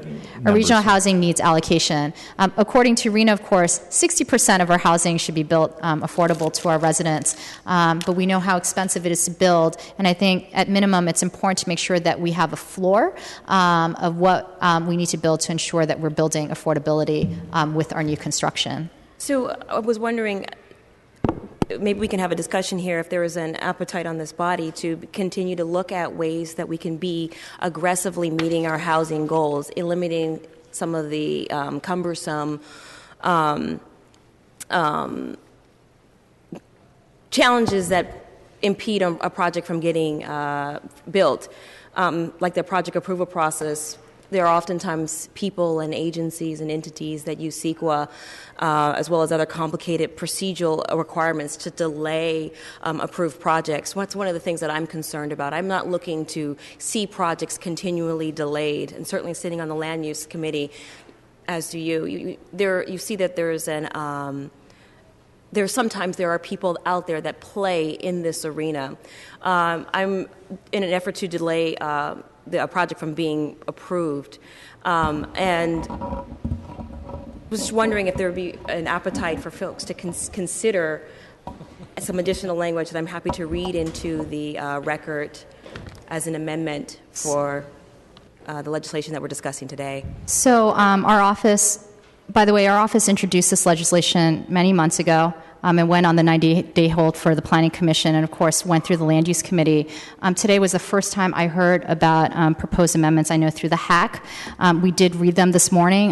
Normally, I think amendments like that should come much, much in advance, A, but B, I just don't support the language that's in there. This legislation is about having a count. We don't know how much affordable housing we're building in certain neighborhoods. We can figure it out. The numbers exist, but we don't actually compile and collect that data today. We did in the South of Market as part of our Western SOMA plan, but not every neighborhood has tools like that or planning process like that to calculate those numbers. The Mission was an example that I put forward where advocates found that 7% of new production is affordable. This legislation would require the city to actually collect that information. I think that any additional findings wouldn't actually impact the goal of the legislation. Second, I just have to say to Supervisor Cohen, I understand the concerns about delays to housing projects, but it's not just delays to affordable housing projects, there are also delays to luxury projects as well. And there are some real concerns, and by the way, I've supported many luxury housing projects on this board. There are some real and I think legitimate concerns from our residents as to why and how much luxury we need to build. And I think they sometimes use tools in the planning process to ask legitimate questions about who are we building for and what are we building here in the city.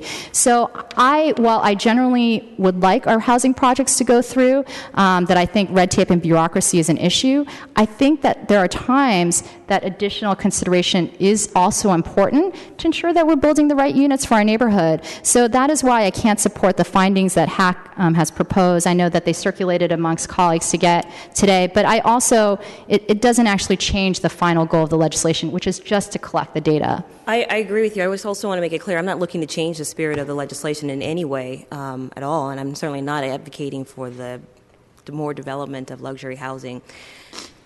That's not what I'm focused on. I'm actually just concerned that there's still, it actually cuts both ways, right? You have a tool that you have the ability to impede projects, and that also includes affordable housing projects. And so I am just concerned that people who are not interested in seeing affordable housing projects get built, utilizing a tool such as CEQA and such as some of the things that we have seen in this chamber in the past years. So I don't want you to misconstrue my question. Actually, I think it's good to have the discussion kind of open in the chamber, and it helps me better understand what lens you're looking through when discussing the findings. Thank you, Supervisor Cohen. Supervisor Wiener. Thank you, Madam President. I'd be curious to hear what the proposed amendments are through the President. Supervisor Cohen. So that we can consider that language. Sure. So just for consideration, this is a language for an additional finding. And to the maker of this legislation, if there's something in here that you're not interested in supporting, please let me know. If we can get to a point where you would be interested or able to support it, I would love to have that conversation as well. So the proposed additional findings read as, on March 17th, 2015, the California Legislative Analyst's Office published a study of the causes and consequences of high housing costs in the state. According to the Analyst's Office, for a 30-year period starting in 1980, San Francisco produced approximately 16.6 of the city's estimated housing need. Among the factors cited by the Analyst's Office as to why San Francisco and other coastal cities have not built enough housing are a, quote, slow and cumbersome, end quote, project approval process, the use of CEQA's complicated procedural requirements to delay an approved project from starting construction, and the use of citizen initiatives to delay or halt new housing. Supervisor Cohen, is that the only proposed amendment to include that language? At this time, yes. Okay. Supervisor Wiener, you want to respond to that? No. Supervisor Kim? Yeah, no, I would like to respond to that. I did read that language, and I know this doesn't come from you, Supervisor Cohen, and it comes from HAC, the Housing Action Coalition. I completely disagree with that finding, and I would hope to not be forced to vote against my own legislation because I don't agree with the set of findings that came from this group. HAC and I often disagree on what it would take to build affordable housing. Their opinion is we build as much as possible, that the supply will naturally become more affordable. I just don't know if that's true. The problem is that we are not building enough affordable housing. We are building a lot of housing. We actually met 200% of the need of our luxury housing need. If we were expected to build, and I don't have the numbers before me because I wasn't prepared to speak on this, but if we were supposed to build 1,000 luxury units, we built 2,000. We built double what we needed to build for this market. So that is what free market supply does. It doesn't build more affordable housing. It helps us build more luxury housing in a city where that demand exists. So I can't support this finding. I think that it is a controversial issue. It includes ballot measures that I think members of this board have been on both sides of. And I would hate to bring a unanimous vote to a more divided vote. But I just want to clarify, I don't think that this comes from you. I know that you are bringing this on behalf of HAC. I can't support this finding in this legislation. Thank you. Supervisor Cohen, you have follow-up? What I was looking was to have a good conversation and a better understanding as to Supervisor Kim's position on it, as to what a part of the language made you feel uncomfortable, what part were you unable to support, and I think you actually articulated that. I feel satisfied. Thank you. Thank you. Supervisor Campos. Yes, thank you. I think it's important to have debate and discussion, but I do think that if it's the language that the Housing Action Coalition has been sort of circulating, I do have a different perspective from them, and I think that there is a difference of opinion as to what should drive housing policy. And I think that HAC has a specific perspective, and it's a valid perspective. It's just a different perspective, and it's this idea that that somehow CEQA is a problem that gets in the way of development. I actually think that CEQA can be a tool that actually has allowed for community input and certain projects to actually be better. And I also don't believe in the supply side view of the world, that if all you do is build and build, it doesn't matter what you build, that somehow, even if all you do is build market rate housing, that somehow the benefits of that will trickle down to the middle class and the working class. I don't believe that. I think that the kind of housing you build matters, and that the solution to the lack of affordable housing is to actually build more affordable housing. So I also would be in opposition to the language that is being discussed. Thank you, Supervisor Campos. Supervisor Kim. Supervisor Wiener. Thank you very much. I don't know if a motion has been made yet. A motion has not been made. Okay. So I appreciate this debate, and I think the answer in terms of housing production is all of the above. We have to produce affordable housing. We need to aggressively invest in it.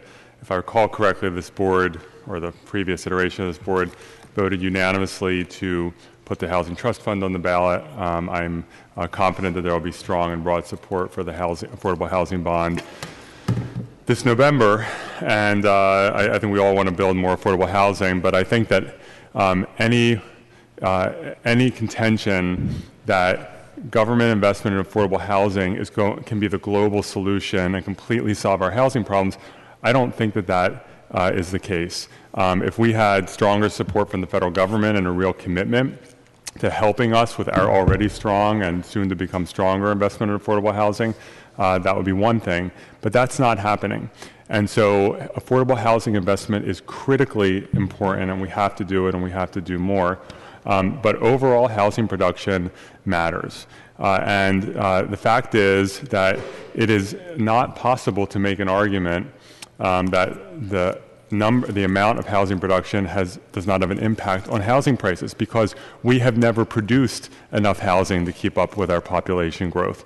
And so if you look at our population growth over the last decade or so and the amount of housing that we're producing, it hasn't even come close to keeping up. And so to make an argument that you can't say the supply doesn't matter, well, I don't know how you would even support that, because we've never actually tested that by producing enough housing.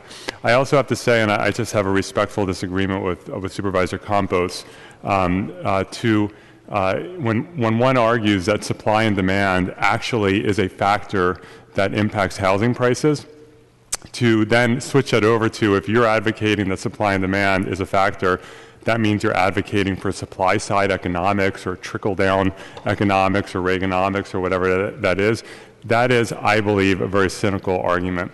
Supply side economics and the law of supply and demand are different things. Just because they both have the word supply in them does not mean that they're the same thing. And so supply and demand is a factor in housing prices. Even though some in San Francisco contend otherwise. And just because you believe that producing enough housing actually matters in housing prices, that means that you're advocating for a completely different concept called supply-side economics, which I doubt that anyone in this room is advocating for. I just view that as an incredibly cynical argument. It's good political rhetoric, but it is a very, very cynical argument. Supervisor Kim? Thank you. And just to address a couple of comments, I just want to clarify, I do think that development is important. All development is important as well. But I think that in particular, we have to look at the development of affordable housing and not just development of any housing by any means. And I think that that is what the findings here before us say. And in fact, they blame the high cost of housing to cumbersome and slow project approval, CEQA's complicated procedural requirements, and citizen initiatives to delay or halt new housing. I just don't believe that these reasons alone are why San Francisco is so expensive. There's an incredible demand on the city. A lot of people that want to move here. Cities are experiencing a renaissance, not just San Francisco, but Austin, Portland, Seattle, New York City, all of them are experiencing vast amounts of displacements of communities of color, low-income communities, and Austin has no planning regulations, and yet they are still displacing Latino neighborhoods in that city, and they don't have the regulations that we have here in San Francisco. So I just don't believe that that is the reason as to why San Francisco housing is expensive. I just want to clarify that is specifically why I cannot support this finding. I know we have examples of where CEQA has slowed down affordable housing. Edwards II and Booker T. Washington is a good example of that. But, I would argue that Prop B, which mandated that all waterfront proposals go to the voters, is now ensuring that at least 30% of those developments are going to be affordable housing. Developers used to say to us all the time that they couldn't build 30% affordable housing. Now that they have to go to the voters, they don't even walk into my office without saying they're going to build a minimum of 30%. So I just think that there's an important push, that citizens can play an important role in pushing, using certain mechanisms. But I understand it's a double-edged sword. It can be used both ways. But I just don't want there to be a finding in this legislation that specifically says that this is the only reason why housing is expensive in San Francisco. I just don't agree with that. And second, I think that in some cases it has made San Francisco more affordable. Thank you. Supervisor Campos. Well, I certainly welcome debate, and I think that it's good to have debate, and I don't think that calling one side cynical or is necessarily helpful.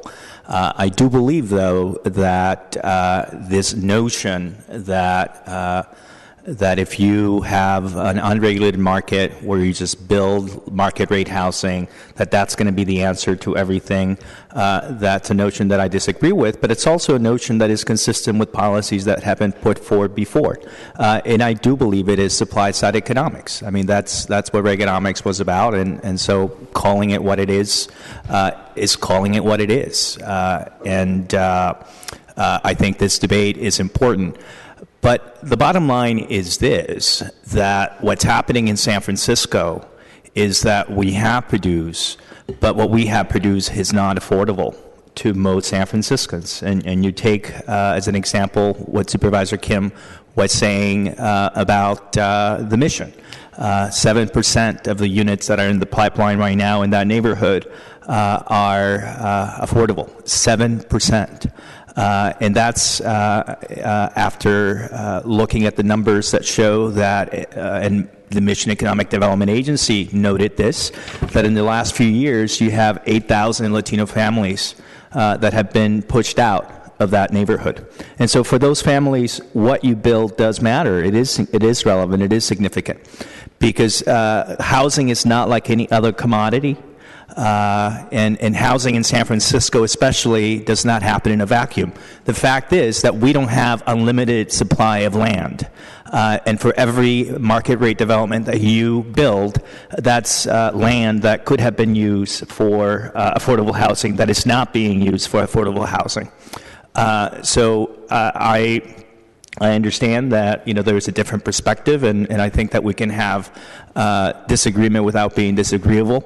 And the reality is that this goes to a lot of what's happened here today, because it's all connected to this direction in which San Francisco is headed right now. And housing is probably the clearest manifestation of that, because we have the highest housing costs in the country. We have the highest rents in the country. But at the root of the problem is the fact that San Francisco has the fastest growing inequality in the United States of America. And when you have that level of inequality, at some point, you're going to start hearing from people a sense of desperation, which I think is what's happening in communities throughout this city. And I think that the reason why this monitoring and reporting is so critical is that unless you actually have information and unless you actually hold government accountable, things are not going to change. And whatever you think about what's happening in San Francisco, it is clear that the status quo is pushing working people, middle-income people out. And many of those are people of color. So that's the reality. And so I thank Supervisor Kim for what she's doing, and I think that we should proceed and make this happen. Thank you. Supervisor Cohen. Thank you. I just wanted to make sure I understood Supervisor Campos. You said 7% of a project is only affordable housing? That's terrible. How is that possible? I thought that projects in San Francisco, when they go through entitlement process, have to have 13% affordable housing. It's just the way that the projects that are in the pipeline, that's how maybe they paid. They fee out. Yeah. Oh, they paid the fee. Got it. So here's something else that I want to throw out there that for you to consider. In Potrero Hill, we've got a project that's being built. And it's a controversial project, and it has an opportunity to have 20% more of the required affordable housing. You talk about holding government accountable so it doesn't go unchecked. Supervisor Campos, I think that is absolutely correct. The reason why I'm bringing this conversation is because I have constituents that are uninterested in the project itself, are looking to keep the project small, thus compromising the developer's ability to build affordable housing. And they are using some of these tools that I described earlier. So although I haven't taken a position on this on this particular project, you see what I'm trying to drive at? We all agree that we need more affordable housing. That's us in this room. Then we go back out to our constituencies, and we have constituencies, at least I do, that don't want affordable housing, that aren't interested, and that are looking to kill or hamper or dumb down a particular project. That's the reason why I'm just kind of trying to bring this conversation a little bit around to present you from my perspective about some of the challenges that are happening in the Southeast, in Potrero Hill. Same type of discussions happening in Visitation Valley as well. In this chamber, we agree. We want more affordable housing. I think if you went out on the streets, you get the same general concept. We're not looking to actively go out and build more market rate housing. However, there are people that are still extremely powerful and wealthy and use the tools that are available to them to prevent these affordable housing projects from going forward. That is the reason why I'm having this discussion. That is the reason why I'm just interested to learn a little bit more about your perspective. Supervisor Avalos. Thank you. I'm really learning a lot about economics right now, and I really appreciate the discussion, especially Supervisor Wiener's schooling us of what supply and demand and supply side are all about. It's really my understanding that what we have is supply and demand often sets prices, and when it's not, regulated, we create the conditions for supply side economics. And supply side economics is really about removing a lot of the barriers to profit or production. And that's kind of what we have in San Francisco if we let the market just decide what the price of and supply of demand of housing is going to be. And we don't do that in San Francisco, thankfully. We actually create the conditions to actually promote public dollars for housing construction, which I try and maximize. I'm trying to maximize it right now, and all of us are trying to do that as well. But we also have a very strange way, and it's what the law of the land is right now, of increasing dollars for affordable housing, and that is our inclusionary housing policy, which I, at some level, support. It means that if we're going to be building or increasing dollars for affordable housing, we have to have a much more rapid rate of production for luxury and market rate housing to get a small amount of diminishing but growing housing that's affordable. And so we have nothing like supply, real unregulated free market, but we do have a supply side that's actually built in, supply side economics that's built in to how we do inclusionary housing, because we rely on affordable housing to trickle down from what's built at the luxury level. So that's my schooling for economics. I'm not sure if it's correct, but it seems to be what my impressions are, and I really want to vote on this. Supervisor Wiener. Thank you very much, Madam President, and through the chair to Supervisor Avalos, thank you for your tutorial as well. I do appreciate that. So it's good that we can have this dialogue. After all, that's what we're sent here to do.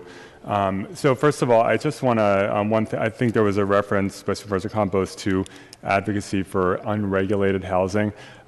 Housing in San Francisco is many, many things, but unregulated is not one of them, and no one is advocating for unregulated housing. I think there are a lot of people in this city who are advocating for more housing for our growing population.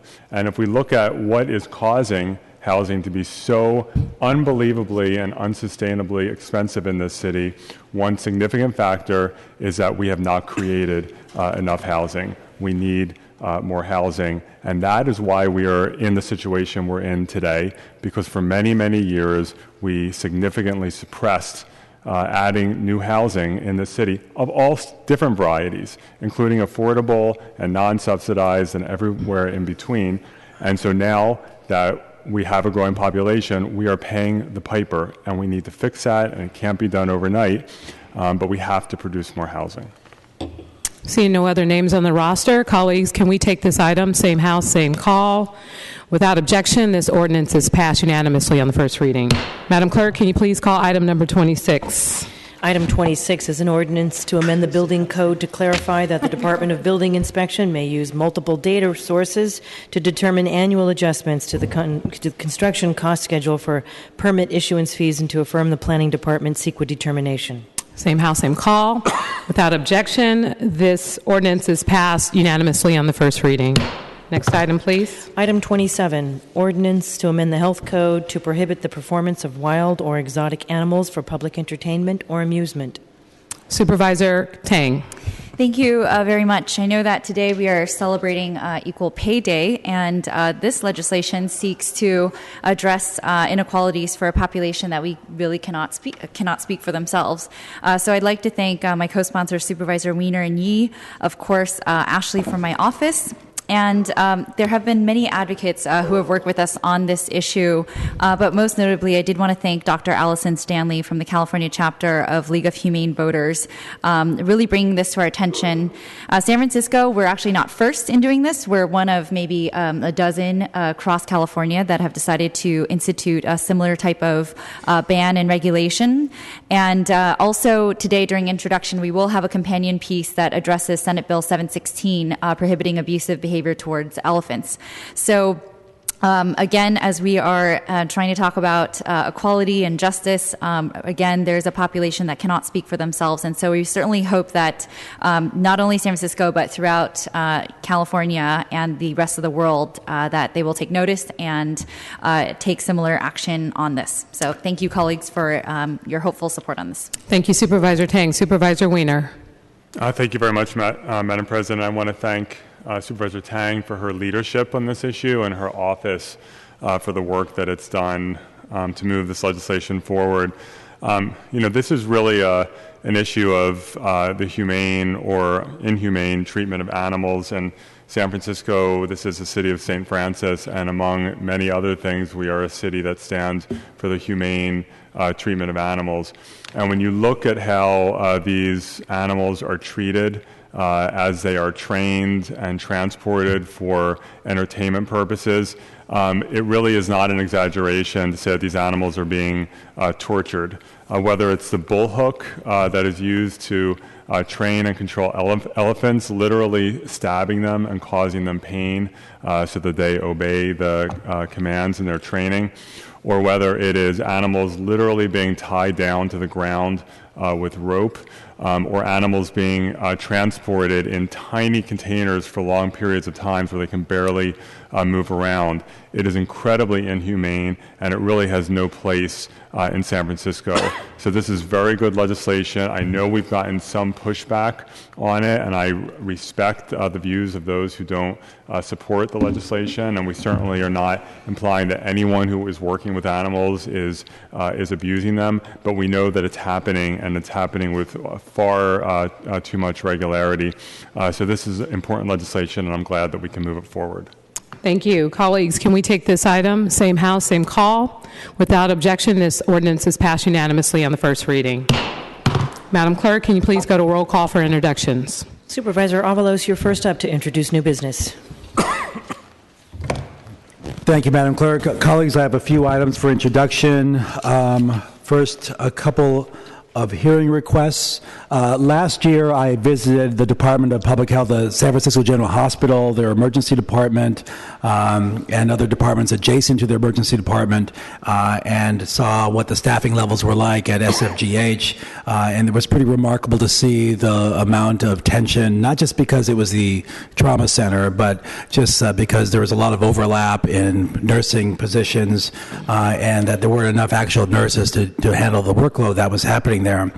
And I went back again this year and learned that we really haven't, there's still some of the same conditions that exist there. Last year, I had done a hearing looking at how the city was moving forward on increasing staffing to meet the demand. There was it took about a year for someone to put their name into the system to actually get hired. In the meantime, while that year goes by, a lot of people who have applied for jobs in SF General Hospital decide to move on to other places to get to practice healthcare or nursing. And I think that's a loss for the city that we're actually not being able to maximize the level of staffing that we could have and the skilled nursing that we could have at the General Hospital. And it seems like we're still suffering from the length of time it takes for someone to get hired. So calling for another hearing. Hopefully we can hear it during the budget process. Hopefully we can schedule it when the Department of Public Health comes before us in a couple weeks to really look at how we're getting ready for the new General Hospital opening and what the impact is, not just for General Hospital, but the whole primary care system, including our community clinics. And one area that I heard that there was a lag in getting staffing was that the clerks who actually sign people up for accessing the Affordable Care dollars that actually brings funding into our Department of Public Health are definitely understaffed as well. And they're actually turning people away. There's not enough staffing to sign people up to receive Affordable Care Act dollars here into our system and for their own care. And I think that's actually really limiting what our Department of Public Health should really be. So looking to hold a hearing before we approve the budget for for the next fiscal year. And I know Chair Farrell last year entertained, helped with the hearing as well. So I want to see if we can actually move that forward so we know that we're ready for the new hospital opening up and the overall impacts on the primary care system and the Department of Public Health. I also have a resolution that I'm drafting for next week's for adoption without committee reference. This is on the Trans-Pacific Partnership. It's another free trade agreement that's Congress is about to perhaps or perhaps not fast track for the president to negotiate directly with transnational corporations and other countries. The problem with the free trade agreements and what we've seen for the North American Free Trade Agreement and other free trade agreements is that often we're really giving away our local and state and federal standards for workplace safety, work for environmental protections, for transparency. These have tremendous impacts on people's everyday lives. And we've actually had resolutions passed here at the Board of Supervisors in the past that have opposed free trade policies, and many of the California congressional and Senate delegations have opposed fast tracking as well. So we're hoping to be able to send a message with this resolution for next week's vote to ask that fast track is not given, that there's more of a transparent process to negotiate free trade, not free trade, but fair trade. Free trade is one that's not free for any of us, but really free for transnational corporations to take advantage of our giving away our power. So hopefully, colleagues, we can support that next week when it comes to the full board. The rest I'll submit. Thank you. Thank you, Supervisor Avalos. Supervisor Christensen. Small and happy. I'd like to propose a resolution for an accept and expend of $480,000 from the Friends of the Library for the furniture, finish, and equipment for the new Teen Digital Center at the main library. The Digital Center will serve 13 to 18-year-olds in almost 5,000 square feet of state-of-the-art digital media, including video and sound recording. And the program will be connected through programs at the city's 27 branch libraries. Planning for the facility was made possible by the Institute of Museum and Library Services and by the MacArthur Foundation. The programs will be done in conjunction with the Bay Area Video Coalition, the California Academy of Sciences, and KQED. At a time when we've been asking if libraries are relevant, we've built a beautiful new main library. Our branches are teaming, programs are expanding, hours are extended. This program is aimed at a group, the teens, who we want to see more of in our libraries, and will offer them exposure to and training in state-of-the-art technology and in fun and socially engaging activities to connect our teens better to our libraries. The rest I submit. Thank you, Supervisor Christensen. Supervisor Cohen. Supervisor Farrell. Thank you, Madam Clerk. Colleagues, I have one item. Last year, this board came together and passed a regulatory framework for short-term rentals in our city, a topic that we all know is extremely complicated with 1,000 different points of view. But ultimately, we derived a framework that was a starting point as governments everywhere grapple with this emerging industry. Since that time, our city departments, as well as those other interested parties outside of City Hall and many of us inside of City Hall, have continued to look at the legislation, its impacts, and its logistics. From my perspective, I fully believe that we should support home sharing here in San Francisco, but in a way that protects affordable housing in our city, creates a regulatory environment that is simple and enforceable, and removes red tape for people who are looking to share their residences. We need to ensure that our law is clear, easily enforceable, and holds those adequately accountable for any violations so that we minimize disruption to the quality of life across all of our neighborhoods here in San Francisco. We also need to be aware and work to mitigate the impacts that short-term rentals are having and will have on our city's housing stock. And finally, we need to be mindful of the San Franciscans who are using short-term rentals to help pay their mortgages and earn extra income to keep up with the rising cost of living in our city. Given San Francisco's current housing shortage and crisis, we must ensure that we protect our city from turning into a city of solely owned short-term rentals and strike the balance necessary to do so that our residents can continue to live and thrive here, but also help to make ends meet. With all eyes on San Francisco and how our city continues to approach regulating short-term rentals, it is extremely important to strengthen and streamline our current process and framework. That is why today I'm introducing a number of straightforward amendments in partnership with Mayor Lee to do exactly that. The amendments we are introducing today to our short-term rentals law will protect our city's housing stock, make the law easily more enforceable, and will streamline the registration process for hosts. Over the past few months, Mayor Lee and I have met with home sharers, housing and tenant advocates, the private sector, and labor to hear their concerns and input in order to draft the targeted amendments we are introducing today. Specifically, these amendments include a 120-day hard cap on the amount of days a year that hosts can use a short-term rental, treating all short-term rental hosts equally by striking the current difference in law between hosted and unhosted short-term rentals, creating an Office of Short-Term Rental Administration and Enforcement that will be staffed by the Planning Department, Department of Building Inspection, and the Treasurer and Tax Collector's Office. This new office will provide a single location for members of the public to apply for the city registry and for city staff to enforce the law. In essence, a one-stop shop that is a physical location for all short-term rental needs around registration and enforcement.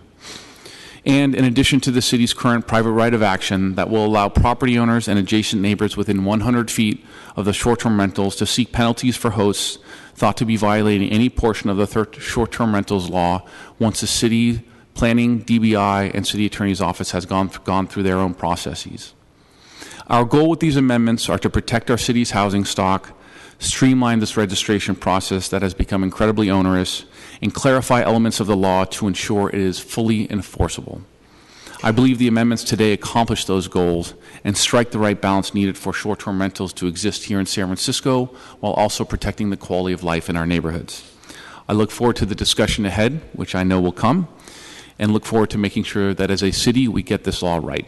The rest I submit. Thank you, Supervisor Farrell. Supervisor Kim. Thank you. Colleagues, I am introducing two hearing requests today. One is a hearing request to discuss all the possible alternatives to the jail rebuild that the city is currently proposing. Before the city spends $290 million of our resident dollars on building a replacement facility to imprison people, I think that we should know why we need to do so. I've asked questions in the past at previous hearings, as I know many of my colleagues have, and I've yet to receive comprehensive information that I believe we need before making any decisions about spending almost $300 million on a new jail. As many of you know, the original plan called for 2,250 total county jail beds that need to be rebuilt by 2019. This forecast was based on data from 1996 through 2011 regarding average daily bed space needs. But with the continued decline in the jail population from 2011 and 2013, in large part because of the work that our adult probation department and the sheriffs have done to release those who are not a danger back to their families and to their jobs, the Budget and Legislative Analyst was able to revise the estimated bed needs to 1,478 beds in 2019. However, with the passage of Proposition 47, the increasing strategic use of alternative methods of incarceration, such as electronic monitoring, home detention, the continuing decrease in the number of beds needed in our jails seems like a strong likelihood, if not a surety. We should examine alternatives and have them in place before we make any decisions about how we spend these dollars. What would it look like if we didn't rebuild the jail at all at the Hall of Justice site?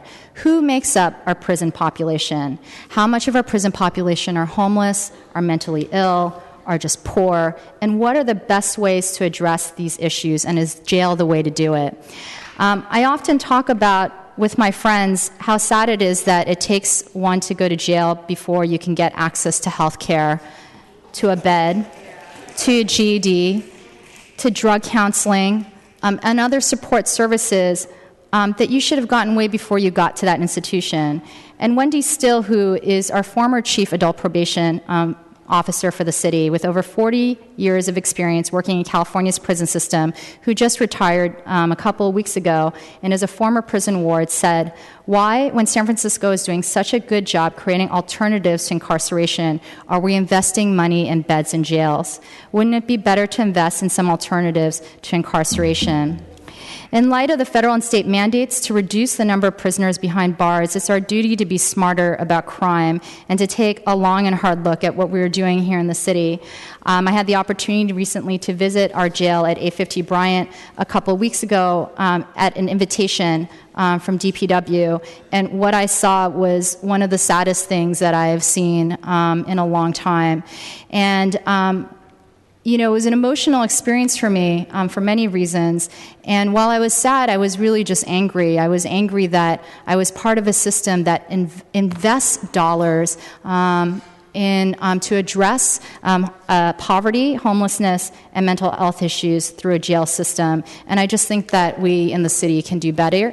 And I look forward to this hearing at the board as we examine our 10-year capital plan, and of course examine an application to the state to replace this jail. The second hearing that I am introducing is on the needs of our homeless families with students in SFUSD. Since 2007, the number of homeless and marginally housed students in SFUSD has increased by over 90%. The numbers are only continuing to grow as the housing crisis worsens, and families in particular struggle to find available 2- and 3-bedroom units in San Francisco. 3 decades of research on the impact of homelessness on children, with the earliest studies being published in 1987, concur that children in homeless families are sick 4 times as often as children with stable living conditions. They are more likely to have emotional and behavioral problems at schools, which I saw firsthand in visits to shelter sites and during my tenure on the school board. Homelessness amongst our children often leads to chronic stress, trauma from frequent moves, inconsistent relationships, lack of places to play and study, and of course, a potential future, a greater likelihood of a future of homelessness as an adult. Homeless children are 5 times more likely than their peers to become homeless as adults. This effort on education is dramatic, and as homeless children struggle with lower academic achievement, disrupted schooling due to higher absentee, only 51% of kids who are homeless meet statewide standards in reading, while only 48% of students who are homeless meet statewide standards in math. Over 50% of homeless students are held back for 1 grade, over 50%, and 22% for multiple grades. I'm introducing a hearing to receive an update at the Joint Select Committee on community-based partnerships serving homeless families within SFUSD. We were fortunate in the last couple of months to receive a large $2 million grant from Google to actually provide on-site services in our school. I saw a teacher cry for the first time because they weren't taught when they got their teaching credential how to help a family find a house, how to be a nurse, how to be a social worker, and was finally getting the support they needed to actually support their students in the classroom. I'm asking the city on how we can coordinate a long-term plan for serving our homeless students through financial support, rapid rehousing, and eviction prevention strategies. I look forward to hearing what kind of comprehensive planning and programming has already been successful and what the gaps are that we need to support in the future as we look at our budget upcoming in June. And the rest I submit. Thank you, Supervisor Kim. Supervisor Marr. Thank you. I have a number of items. I'll try to get through them as quickly as I can. I guess first I wanted to thank Black Lives Matter and the community members that have come today on the National Walkout Day, April 14, 2015, from Charleston, South Carolina to San Francisco and Oakland, people standing up for our communities. I wanted to thank you for making tremendous pledges to address systemic racism and discrimination, not just in police departments, but throughout government. Also addressing the gross health disparities and huge economic inequalities as well. And lastly, addressing police brutality with a laser focus. I wanted to thank you for addressing mass incarceration, police murder, torture in the prisons, criminalization of a whole generation, and saying very loudly and clearly, outside and inside, we say no more, and I join you in solidarity as a member of Asians for Black Lives. Tomorrow also is an important day. It's April 15th. It's Fast Food Workers Day. Many in labor and in communities are fighting for fairness and for 15. I'll be joining the president of SEIU International, Mary Kay Henry, in kicking off a strike in San Francisco, standing up for economic justice for fast food workers and low-wage workers. 6 a.m., the McDonald's, of course, at 16th and Mission in San Francisco's Mission District. Join us if you can. Also, I'm introducing a resolution today with the support of Supervisor Norman Yee, supporting 3 specific bills in the state legislature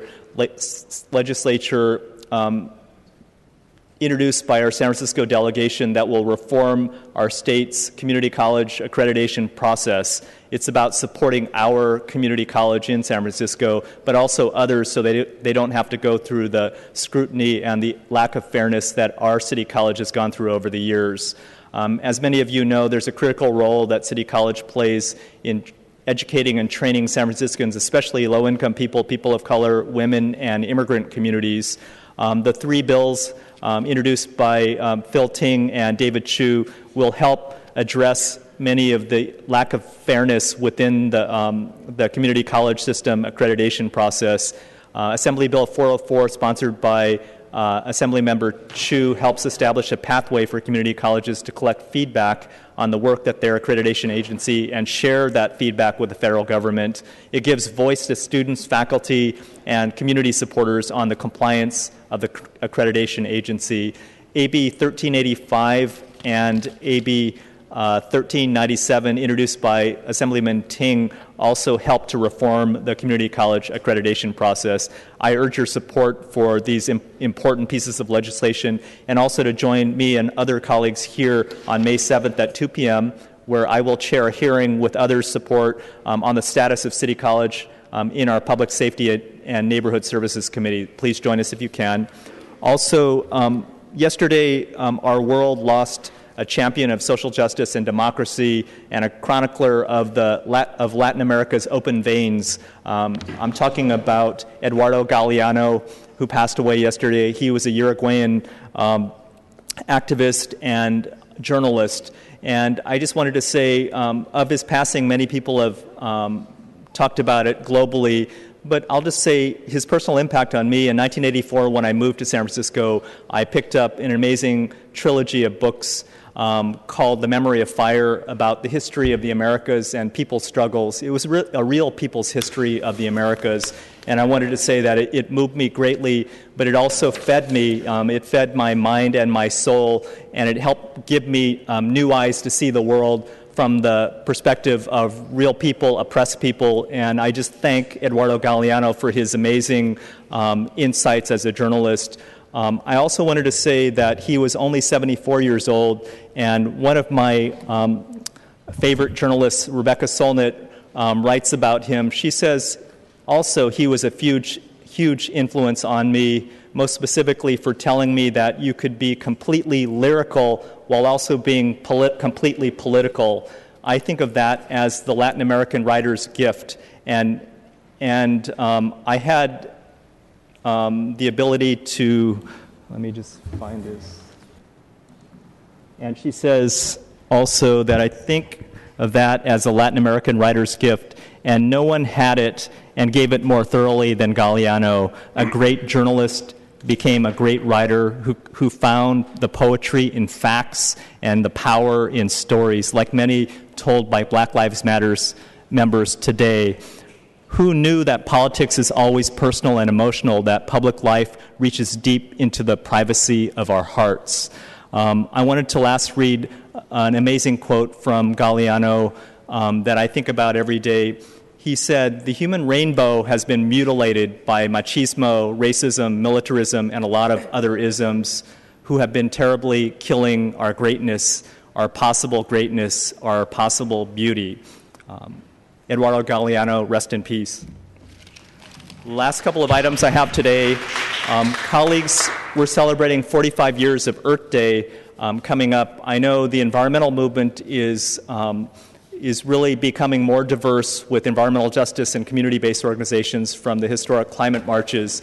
But here in San Francisco, please join us as we celebrate Earth Day. In the Richmond District, we'll be at the Balboa Theater for an event with the Surfrider Foundation and others. Surfrider is cleaning up Ocean Beach with me and many others on Sunday, April 19th at 9 a.m.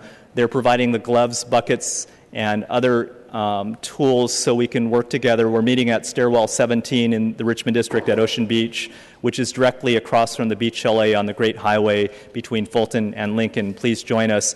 And San Francisco is also celebrating on Saturday, April 18th, our 5th annual Earth Day in the Mission District on 22nd Street between Mission and Valencia. And I think Earth Day's become an urban Earth Day here in San Francisco with grassroots environmental justice and people of color organizations, which I'm very proud of. Please join us to participate in the Earth Day in the Mission District to support ongoing sustainability, environmental justice, and other efforts from our community organizations. For more information, go to earthdaysf.org. Also, the Cherry Blossom Festival, as an Asian American community member, I'll be in the parade on Sunday. It's the second weekend. 48 years of an amazing festival for 2 whole weekends. Thousands of people will be jam-packed into Japantown, Fillmore area on Saturday and Sunday for the festival. It takes place from 10 to 5 p.m. Information is at sfcherryblossom.org. I wanted to also say that it's an amazing festival that brings many of the community-based organizations, but also the merchants and others together to celebrate Asian American and Japanese American culture. I think Just Jamming, one of our social justice leader, Norman Fong's band, is playing on Saturday at one of the main stages at 12 noon. Also, I'll be joining Richmond District residents and disabled activists with the Best Buddies Friendship Walk on Saturday at Crissy Field in the morning. I just wanted to give a shout out to an amazing Richmond District leader and a person with disabilities, John Hammond, who's been really active. He's going to MC the Best Buddies walk. The Richmond District Democratic Club, many of their leadership, including PUC, CAC member Wendy Aragon, Alia Al-Sharif, and many others will be joining me as we walk to support our people in our disabled community, but also the civil right of disabled people to have jobs, public employment, and other jobs. And I just thank Best Buddies and many of the community-based organizations for their advocacy for people with disabilities to have civil rights as everyone else should have as well. The Best Buddies walk begins at Crissy Field on Saturday. The mission is really to build stronger volunteers and support for people with disabilities, especially those with intellectual and developmental disabilities, and to advocate for internship programs, but also jobs for people with different types of disabilities. The San Francisco Walk begins at 8:30 a.m. with event registration, T-shirt pickup, and breakfast, and it's followed by bands and a number of the young people speaking, but it's a really great way to support in a community that really needs a lot of more allies like myself and community-based groups like the Richmond District Democratic Club. For more information, go to bestbuddiescalifornia.org. Thank you. The rest I'll submit. Thank you, Supervisor Marr. Supervisor Tang. Thank you. Today I'm introducing a piece of legislation that addresses a way that the PUC, or San Francisco PUC, is able to leverage funding. Our state of California, we actually have a Clean Water State Revolving Fund, and basically it offers a low-interest financing option for wastewater capital improvements. So last year, some changes were made to this program, whereby the loan term is extended from 20 years to 30 years, and it also no longer requires a loan debt to be senior to all other debt. And so some of these changes that were made to this program actually makes it a very attractive for our SFPUC. And I think that most importantly, it actually will help our ratepayers. So the interest rates are actually set at half of the rate of our general obligation bond rates, which is pretty incredible. So for example, for every $100 million that are financed through this revolving fund program could result in a $2 million annual savings over the life of the loan, which would be 30 years. So since the SFPUC, we do frequently finance, we could be eligible for other annual credit limits at the state level. And so this legislation would actually allow this amendment to be introduced into the SFPUC's budget ordinance. And with that, also requesting that our Board of Supervisors delegate authority to the PUC Commission to approve execution of upcoming clean water loan financing agreements. So I think this is a really good program that the SFPUC can participate in. Again, it really helps our ratepayers. And so I do hope that when it comes before the board, we can all support that. Next, sadly, I do have 2 in memoriams, and one of them I will start with occurred on Friday night. I think that we all heard in the news a chase that occurred in San Francisco, and it actually resulted in a pedestrian death at the corner of California and Kearny Streets. The individual who was struck in that intersection and who later passed away was actually an Outer Sunset resident. Her name was Bridget Klecker. She was 42-year-old and a dearly beloved friend to many.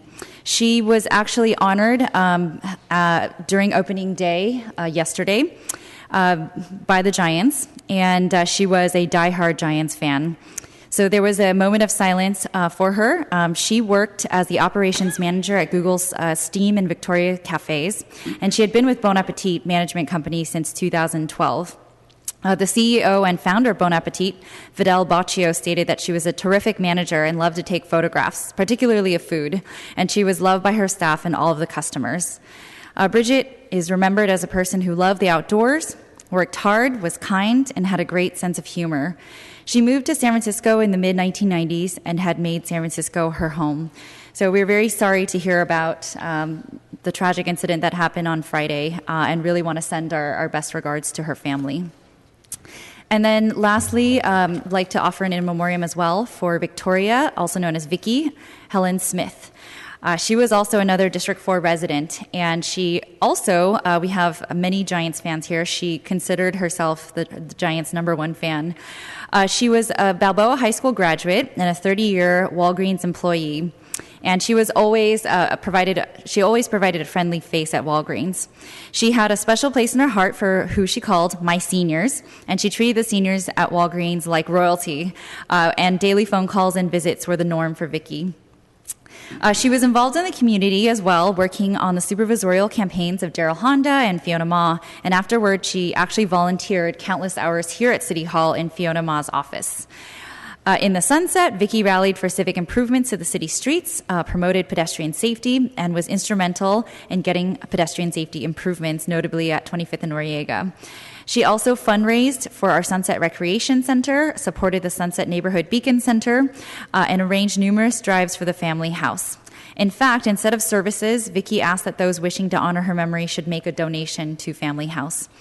So our deepest condolences go to her son, Michael Smith, who quit his job, actually, to provide full-time care for his mother, making it possible for Vicky to spend her last days at home surrounded by family. And Michael's great devotion to his mother is incredibly commendable. Vicky is survived by her mother, Harriet, her son, Michael, her siblings, Noel Smith, Leon Smith, Anne-Marie Yates, and her twin sister, Raquel Rocky Cummins. And Vicky was known for her contagious humor and infectious smile, her kindness, and her compassion. And she'll be greatly missed by all those whose lives she touched. So if we can adjourn our meeting in both of those wonderful individuals, that would be great. Thank you. Thank you, Supervisor Tang. Supervisor Wiener. Thank you very much, Madam Clerk. I have two items today that I'd like to mention. The first is today I'm introducing legislation that would expand the in-law unit legislation from the Castro that we passed last year to 3 additional neighborhoods, Noe Valley, Glen Park, and Diamond Heights. Together with the Castro in-law legislation, as well as the in-law legislation for buildings undergoing seismic retrofit that we recently passed, together will really help to expand the number of in-law units that we have. And in-law units, of course, are the most affordable type of non-subsidized units. In addition, as with the other legislation, when these new in-law units are built into buildings that are currently rent controlled, the new units will be rent controlled as well. So we'll be able to create new rent controlled units. And in fact, we recently saw the first new rent controlled unit being created in the pursuant to the Castro in-law unit legislation. So this is a good move for our city. We know, as our debate earlier made clear, that we continue to be in a true housing affordability crisis, and we need more housing. In-law units are a very good option. They tend to be dispersed throughout a neighborhood and throughout the city. We don't run into some of the height and bulk issues that sometimes cause people to have issues with projects, in addition to being more affordable than other types of new construction. They also tend to be much more accessible because by and large they're on the ground floor, and so people who are having trouble getting up and down the stairs could have another option. They also tend to promote intergenerational living. Sometimes people's elderly parents or their grown children who maybe can't afford housing elsewhere will move into the in-law unit. And in general, they simply add more housing for our city. So various studies by UC Berkeley, by HUD, by AARP have demonstrated that these units do tend to be more affordable.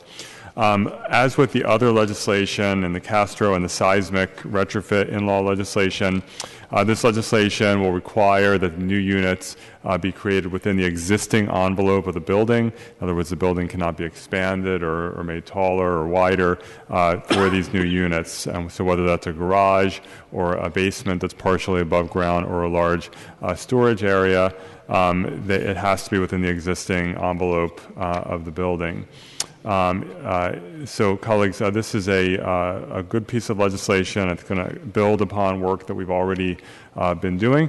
I hope that it eventually expands into areas of the city outside of District 8, and I would invite colleagues, to have a conversation with us about that. We've gotten very, very strong support in every neighborhood where we've raised this. In fact, after I introduced the Castro in-law legislation, I started getting inquiries from Noe Valley saying, why aren't you doing this in Noe Valley? Well, now we're doing it in Noe Valley and other neighborhoods as well, and so I look forward to the conversation about this.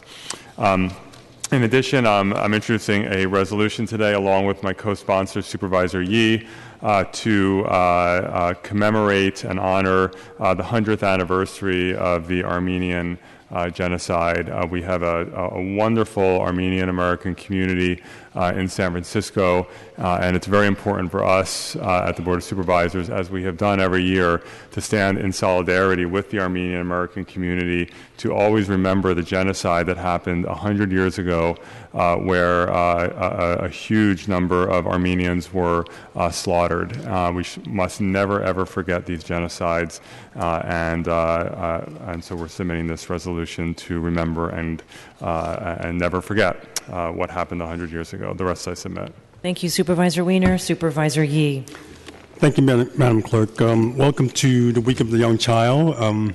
It's an opportunity for us to focus on who serves our young children and our young children themselves. And this week they're going to have, a bunch of activities lined up. And on Friday in particularly, I would like to invite anyone who's interested on these issues to join us as you'll see hundreds and hundreds of little babies and preschoolers marching around the streets around City Hall. We've done this in the past for many years now, and rather this year we're going to do it a little bit differently. Instead of surrounding City Hall and taking over the streets of City Hall, we're going to start here and take over the streets of the state building over there across from us, because the state actually provides most of the subsidies for infant care and preschoolers and preschool-age child care for low-income families, and yet the state is not providing enough for San Francisco. We still have many, many families still on the waiting list trying to get into child care so that they can actually go to work.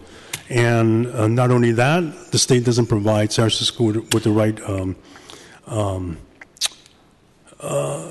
reimbursement for the services, knowing that San Francisco is a very expensive place to live, and people living here can't really afford to provide the same services that Shasta County is providing for the same rate.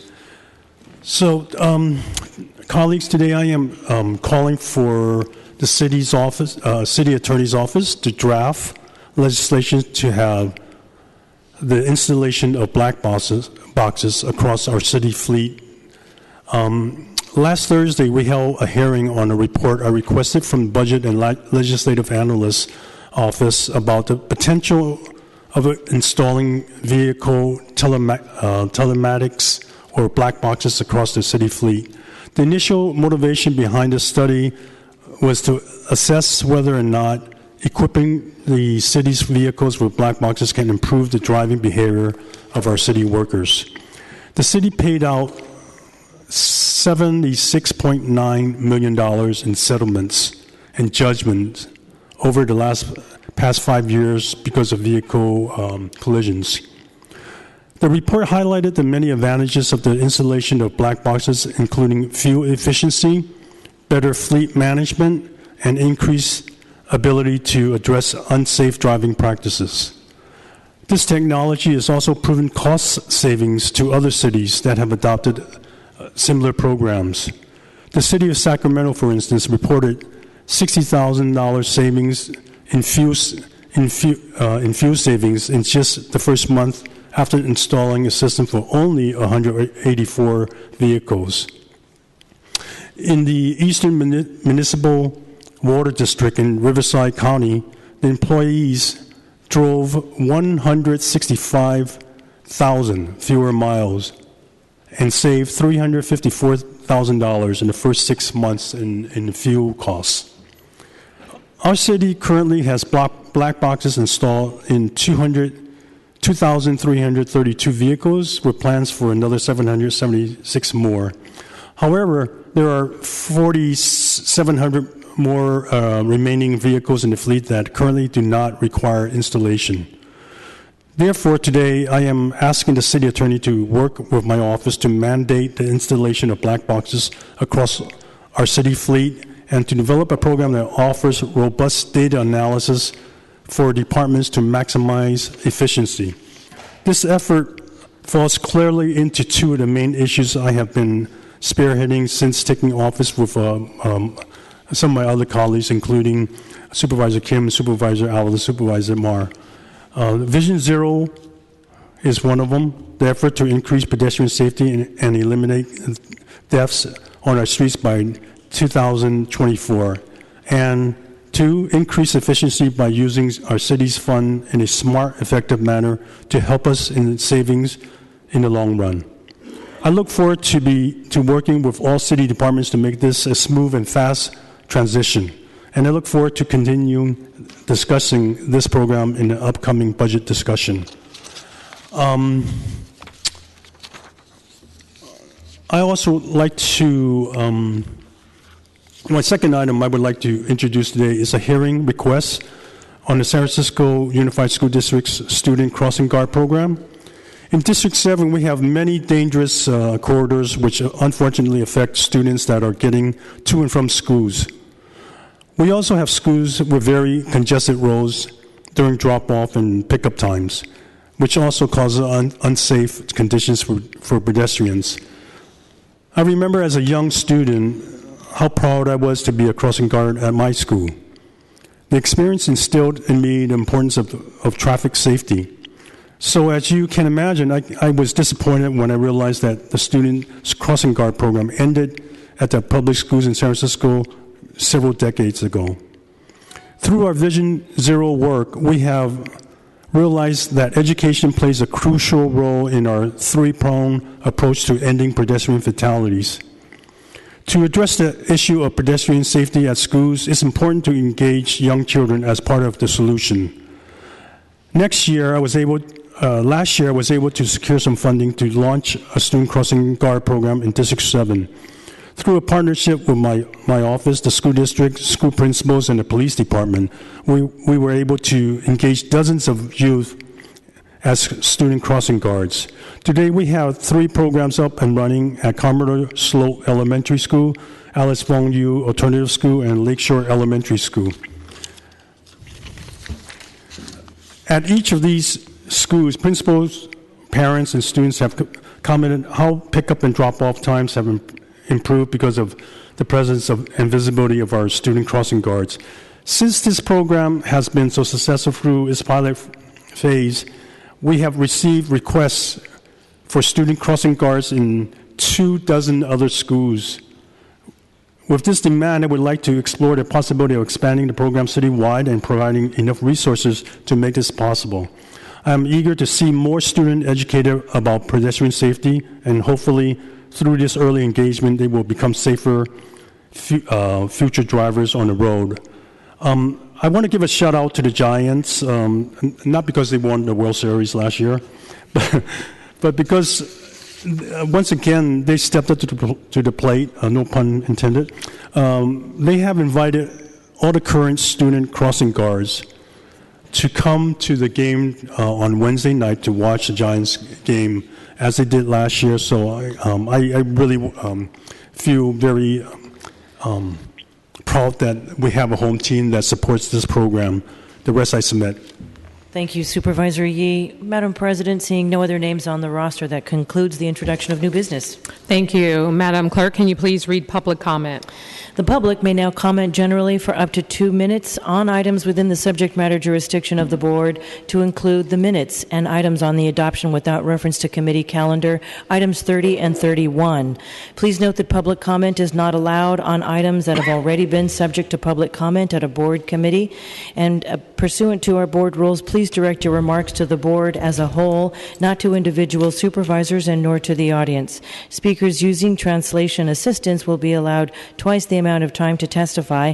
And if you would like a document to be displayed on the overhead projector, please clearly state such to SFG TV and remove the document when you would like the screen to return to live coverage of the meeting. Thank you. First speaker, please.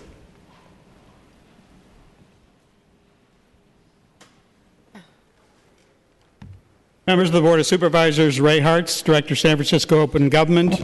No justice, no peace. What you'll see on the screen is on March 19th, I filed an immediate disclosure request with 10 of the 11 members of this Board of Supervisors, and the Sunshine Ordinance requires the response by close of business on March 20th. Supervisors Tang, Avalos, and Cohen responded as the law required. This is as Supervisors Campos, Yee, and Wiener, while not timely, did respond. This is the third time I have come before this Board of Supervisors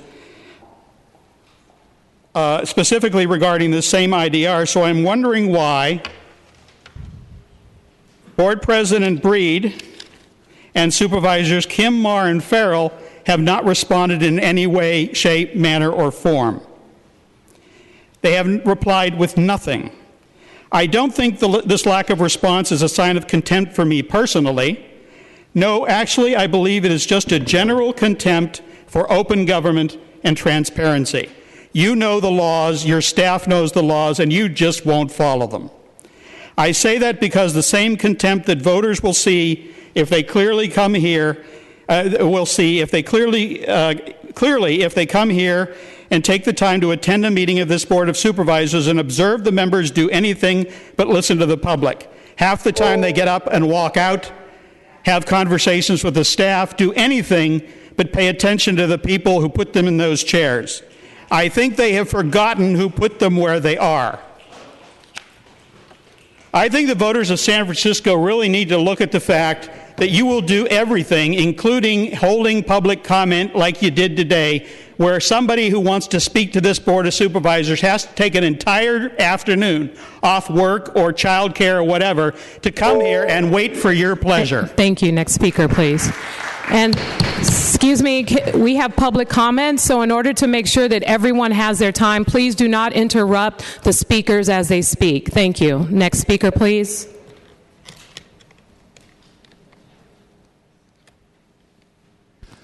Good afternoon. I'm Peter Warfield, Executive Director of Library Users Association. It said 3 minutes, then 1 minute, now 2 minutes. That also is something that the Sunshine Task Force, the Sunshine Ordinance says should be provided 3 minutes for public comment. I want to give a bit of an update on Bibliocommons. The library is betraying not just the public, but you, the supervisors, who pay over $100 million, who allocate over $100 million a year to this library. And Bibliocommons is privacy breaking. It has censorship for patron comments and other contributions. And it enables information gathering by the company that runs it, as well as law enforcement agencies. One of the worst things is that Bibliocommons, in its contract, claims the right to exclude anyone from using it.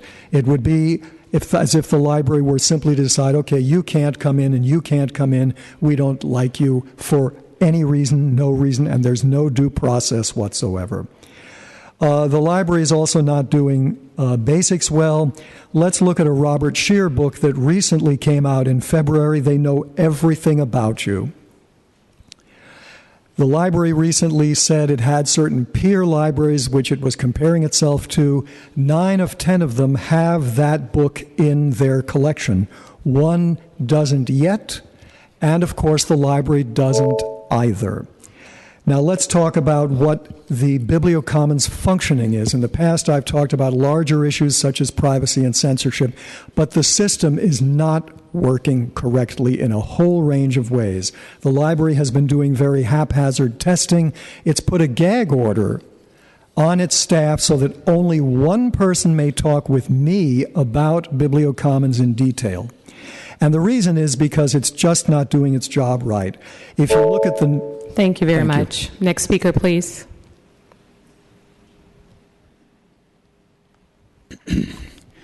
President Breed and other victims of the cabal, my name is Christopher Dahl, and I live at 6th and Howard, 14 meters and 10 blocks from sea level.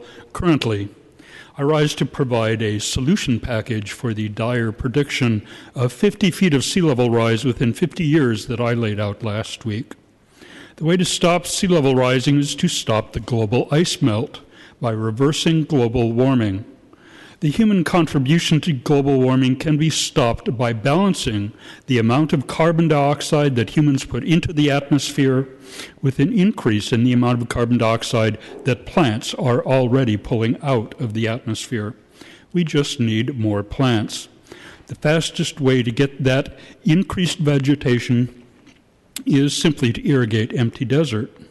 We have lots of empty desert right next to lots of salty oceans. The way to get lots of fresh water onto those empty deserts is to desalinate some of the salty ocean and pump this fresh water on shore. Desalination technology has been kind of expensive to fabricate and even more expensive to power. This is changing. Using carbon nanofilms will lower energy costs radically. And harvesting the free energy already available in deep ocean hydrothermal vents will lower that cost even more while providing a convenient alternative to burning any more hydrocarbons. Remember, all we need is free energy to provide fresh water to grow new trees. Thank you, President Breed. Thank you. Next speaker, please. Sir, next speaker, please. That's me. Oh.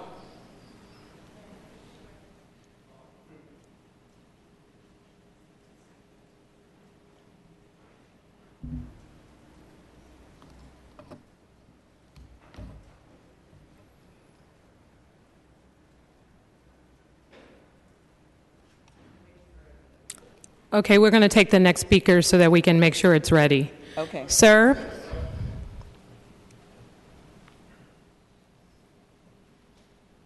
I am coming here every week. America is fascist, barbarian country. America is made big concentration camp from New York to San Francisco, homeless people. It's not people. You didn't make them people. They're animals like dogs. They eat from garbage can. They drink from garbage can. They sleep on the street. Doctor never saw them. They don't take medicine. Doctor don't see them. They don't see the doctor. Doctor sees them sometimes when they are dead on the street and somebody calls. Then doctor sees them that maybe it's this. How we can solve this problem, the homeless problem? I really don't know. It's few million people who are not people, something like this. I survived Holocaust and I survived World War II.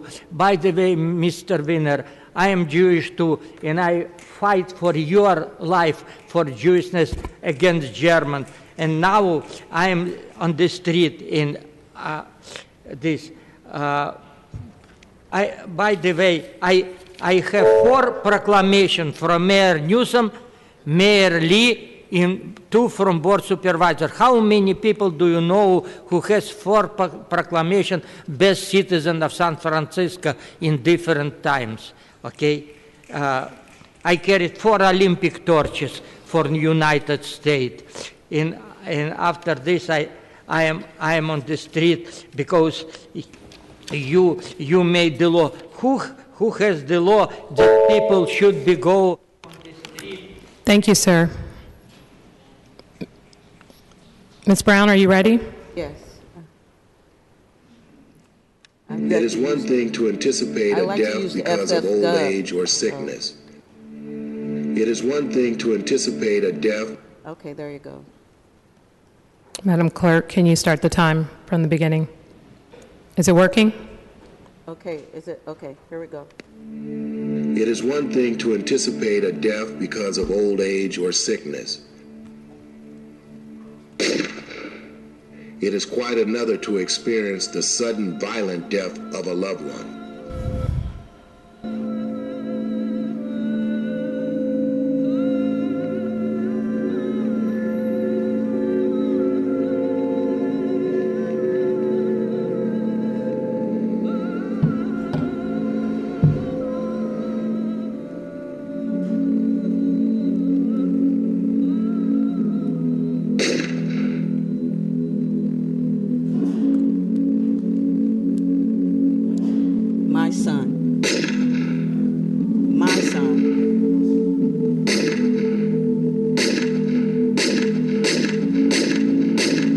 Since 2004, San Francisco has experienced an unprecedented number of homicides.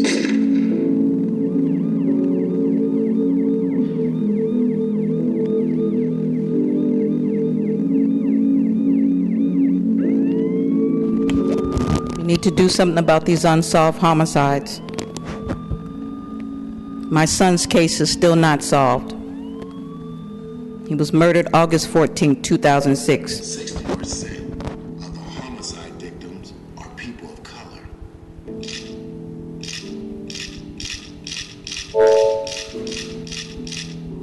Their loved ones. It's me standing over my son. Of scarcity and neglect must deal with their personal tragedies while at the same time facing the crime and violence of the unsafe neighborhoods that surround them every day.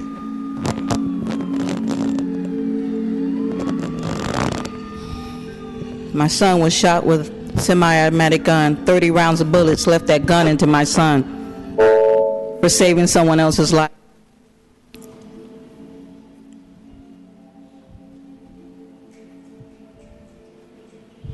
Thank you, Ms. Brown. Next speaker, please.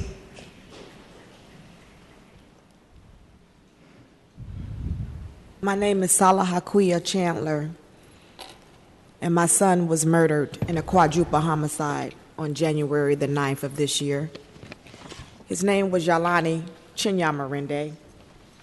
He is the young man of 19 years of age that was trying to cash his check, working at Benihana's Japanese restaurant. His words were, "My goals and career aspirations are being a music artist, a proud father, a CEO of my own business, and a well-renowned mind." His Student Achievement Award, just given from the San Francisco Gateway College program, was on 12/12/14, for he was branded as a gangster, yet he was working as a host at Benihana's Japanese restaurant and also with Willie Brown under the Mentor program. And this was him 6 weeks before he died.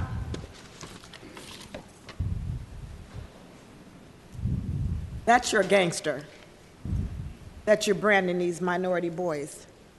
This is Willie Brown's daughter, 6 weeks before he died. He says the ability to understand a mind is a key life skill. He was an artist. He was a writer. This is from the family of Benihana's Japanese restaurant their deepest condolences. And this is his artwork before he died, of a warrior shield with the ancient tetragrammaton. His artwork that he did, arts and crafts with children before he died. The case is still unsolved. 4 months later, Vic Lee, ABC reporter, came and did a story on him yesterday at 6 p.m. on the 13th of April. I'm asking for the city of San Francisco and the law enforcement to find the killers of my son, Yalani Chinyamarinde, it means mighty born, and the other 3 that was murdered with him. Thank you. Thank you, Ms. Hakawia. Next speaker, please.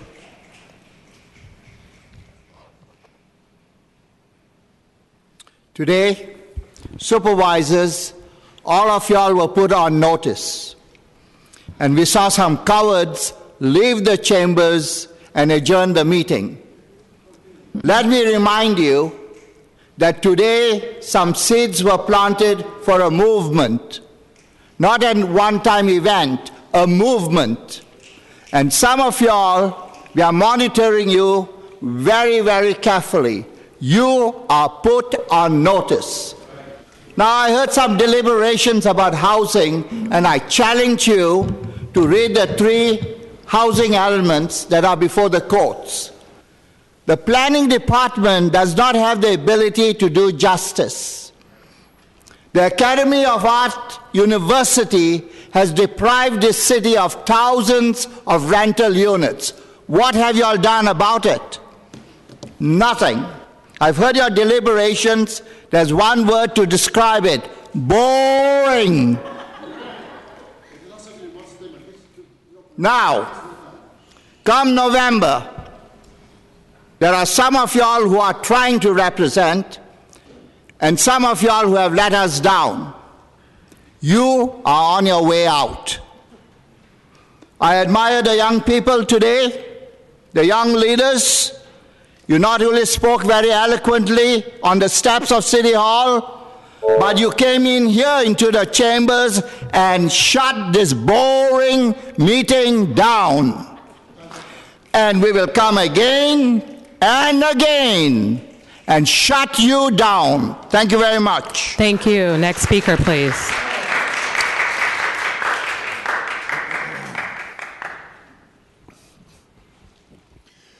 Now, we all know the shot heard around the world was April 19th, 1775, the year before we declared our independence. But what very few, I got through to the Alex Jones show, and what Alex fails to grasp fully, and what you fully fail to grasp, is that when we talk about Oklahoma City in 1995, that was the very last year of the times of the Gentiles. And the times of the Gentiles is a period of 2,520 years from the destruction of Jerusalem, and that is when the time of the end actually begins.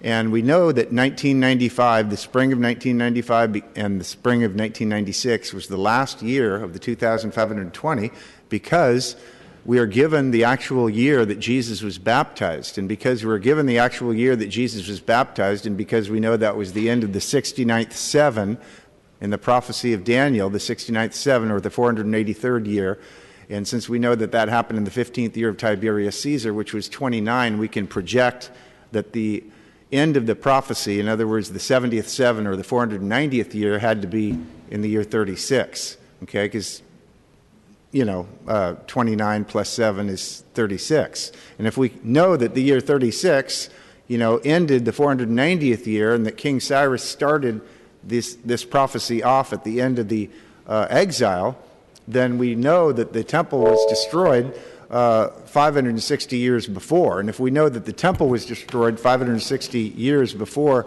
the year 36, then we can know that 1995-96 ended the 2,520. And we are very near the end of the world. And it's really sad that A lot of people don't realize that, but what will happen is Jesus will raise the dead. He'll come back. Everybody will see him. And if you haven't been born again... Thank you. Next speaker, please. Good evening, Supervisor. I know it's late in the evening. You'll get home and have a fried chicken, milk, and coffee and all that. We'll read this. We'll read it earlier. After my coffee snack break, back to chamber meeting, I recall that Confucius once said, "For my students who have served good parental way and with loyalty will not offend one's superior," like you all. One who would not go offending his superiors also would definitely not causing disorder. Gentlemen works on two way of principles. Of good way of principle, we well established. Darwin way of holiness does prevail forever. We have to work hard to bring back the unity of politics, of holy religion, of universal education, and of social function of pathway.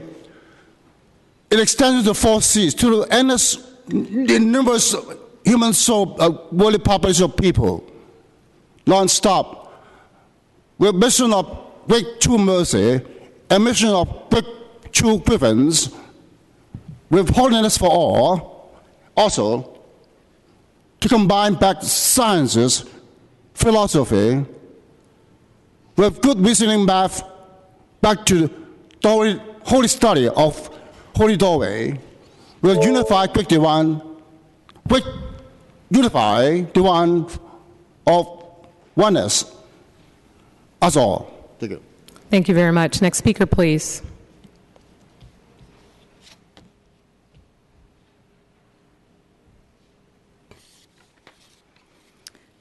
Good evening, Supervisors. My name is Roberta Guise. I'm the co-chair of public policy for American Association of University Women.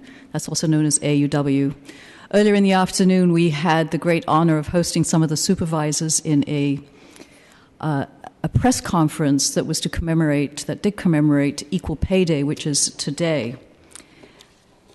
And so now I want to thank you, President Breed, for recognizing AUW for its efforts in the fight for equal pay, and also to you, Supervisor Campos, for authorizing the San Francisco Equal Pay Ordinance, and then to Supervisors Tang, Kim, Cohen, Christensen, Wiener, and Campos for championing and approving the resolution declaring today Equal Pay Day in San Francisco.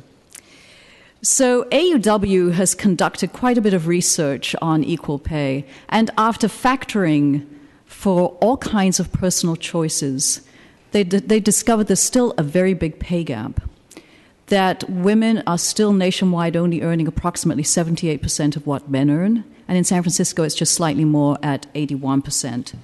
In the African American community, it's way worse. They only earn 64%, and Hispanic women only earn 56% on average what white men earn. And my understanding is in San Francisco, those numbers or in California, are even worse. Just to illustrate the pay gap,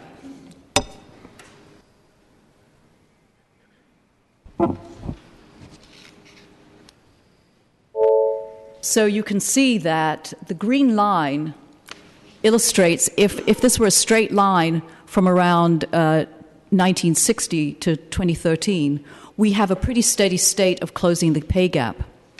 And we would be seeing pay equity around 2058. But if you look at the red line that starts at around 2003, the pay gap, closing the pay gap, has pretty much stalled. And if we keep up that pace, we will have pay equity by the year 2139. So, thank you very much. Thank you for being here today, Ms. Geis. Next speaker, please. Greetings. I'm a fourth-generation Bayview Hunters Point resident. I don't think that anyone on the Board of Supervisors can say that. That's a rare thing. My great-grandparents came here, like many other of the black people during the Great Migration period, to build this city and cities like this one, such as Oakland. More than half of San Francisco's black population has been displaced. San Francisco has the fastest out-migration of black people since post-Katrina New Orleans. That's deplorable. And we're here today, we were here on the steps of City Hall to hold city officials accountable for their actions, for their silence. When you're silent, that means that you don't care about Black lives. You're complacent in racism. It's important for us to demand you to take action. We demand that you stop profiling, targeting, stopping, frisking, and killing Black and brown families. We demand that our community review boards are actually effective and have true jurisdiction over the San Francisco Police Department. We want an educational system that exposes current and historical racism that exists in our society. And we want barriers to learning to be dealt with professionally and compassionately by culturally competent educators. We demand you, in the name of public service, give up 80% of your department budget to refund school libraries, arts programs, and education and after-school enrichment programs. We demand a complete overhaul of the Police Bill of Rights. We demand police officers receive leave without pay when under investigation. We demand an end to your bleed out policy. We demand that you fire all killer cops. We demand the immediate end to the harassment of the homeless. These are our streets, not yours. We demand a stop to all abuse and violence against mentally ill people committed by law enforcement. We demand a stop to all abuse and violence against LGBTQ. Thank you very much. Next speaker, please. Thank you. Next speaker, please. Okay. And I just want to preface this with Supervisor Wiener. You mentioned the Armenian genocide. There's a genocide that has been going on and is still going on against Black people in this country, especially in San Francisco. So, thank you. We ask that you recognize that too. So you guys should probably be saying that every week. We demand Police Chief Greg Sir's salary is 100. Wait, that's not a demand. Stop. We demand a local hiring policy that ensures 50% of the jobs created by new business in our communities go to Black people and the disenfranchised, especially those who are on probation and parole. We demand a health impact assessment that lays out how many San Francisco residents will be displaced as a result of the development in the southeast sector of the city and other undesirable outcomes. And we demand a commitment to providing accessibility to living wage STEM jobs with benefits to all Black and brown people living in San Francisco. We demand 50% of the jobs at the new NBA Warriors Stadium should go to people of color, and 51% of the jobs should be protected for disenfranchised populations such as those on parole and probation. We demand that you create a task force comprised of the most impacted community members to devise a plan that will allow for the abolishment of all prisons and instead create a set of community-based responses to violence and crime that do not further criminalize our communities. And we also stand in solidarity with Ferguson, New York, Chicago, all the other cities across the country. This is ridiculous, guys. This is so ridiculous. I'm afraid to walk out of my frickin' door. Thank you very much. Next speaker, please. We were here today. I'm sure some of you recognize my face. So I want to say thank you to Campos and Avalos for coming out and showing your support. I hope you're pushing as hard as you were out there to your colleagues. Otherwise, what's the point? I want to extend a thank you to Supervisor Kim. Thank you for being an example of what we expect from our supervisors. Excuse me, while a speaker is speaking, can you please be silent in the chamber and not interrupt? For everyone else who is sitting in this room, some of you have personally said that when the people come to you and pressure you, that you will do this work. I am well aware of RAD, right? And so we're going to talk about housing for a minute. But the majority of the folks that will be affected by RAD are not. There is under 4% of Black people left in this city. Rest assured, we are the next historians, educators, journalists. If you guys allow that to continue and don't do anything to assure that those people get back in those houses, we will make sure you go down in the history of this state as the folks who let the last Black people be pushed out of San Francisco. Don't you dare call yourself a multicultural city when you've done nothing to make sure that we continue to be multicultural. Thank you very much. Next speaker, please.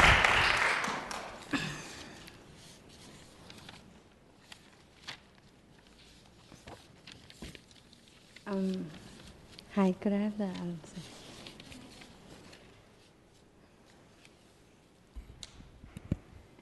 Thanks. Could I have the SFG TV, please. in a minute. Oh yeah, SFG, please. Hi. Let me start in the meantime. My name is T. Tager. Some people have already seen me for my work in the community as a community leader.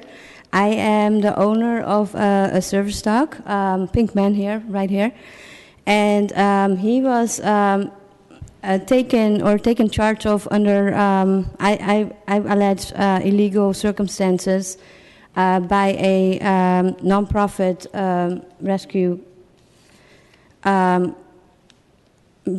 Based on, I feel like I've been discriminated on, and I'm here to propose or ask actually if the city can look into it a little bit further, because as a person of color, and I identify as Creole Black, I just feel like I have not gotten any attorney or any access to due process, and that actually violates my Fifth and 14th Amendment to be able to get my service dog back. And again, the people who know me know that I am have some challenges in my life, but that I'm amazing with the dog and that I really need him. My dog does not live. My dog does not live like this. I actually have the privilege to live in a SRO that unfortunately is not run very humanely, but it doesn't mean that I am should be deprived of my service dog and my ADA rights. And I was wondering if the Board of Supervisors could look beyond the picture that I'm presenting here as a person, but also see me as a person with human rights. Thank you very much. Next speaker, please.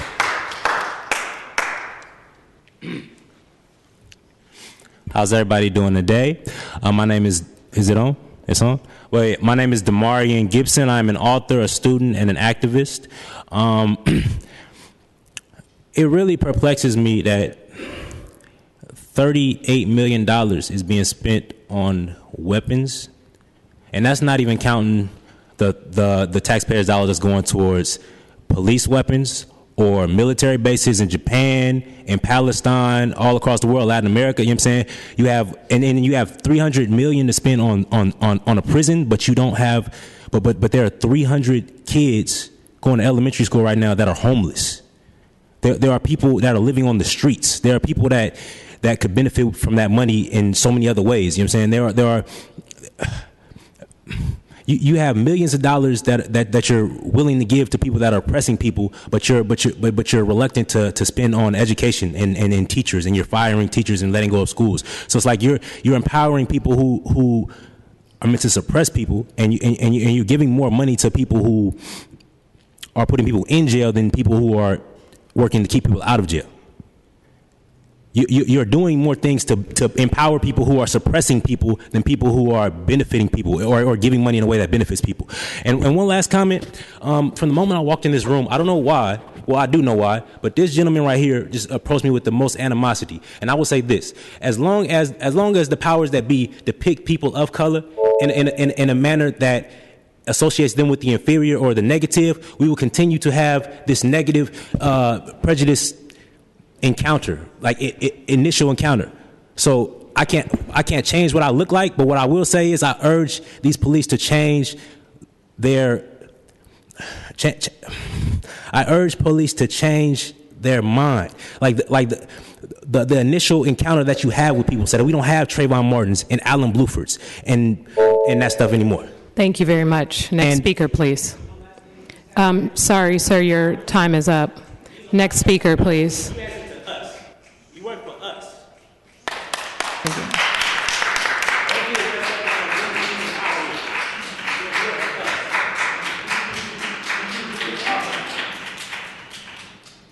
Well, my name is Austin Jones.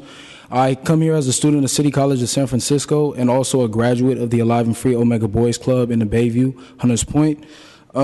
This one is more specifically pertaining to London Breed, the president of this meeting right here. Sir, you need to address your comments to the board as a whole and not directly to an individual supervisor. Well, this one is for the... Well, everybody already knows. Stop publicly. I'm asking you to stop publicly discrediting the Black Lives Matter movement or minimizing the Black Lives Matter movement by constantly referring to black-on-black crime. As you can see right here, there are many pages, many people who have been murdered by police in the past 4 months alone.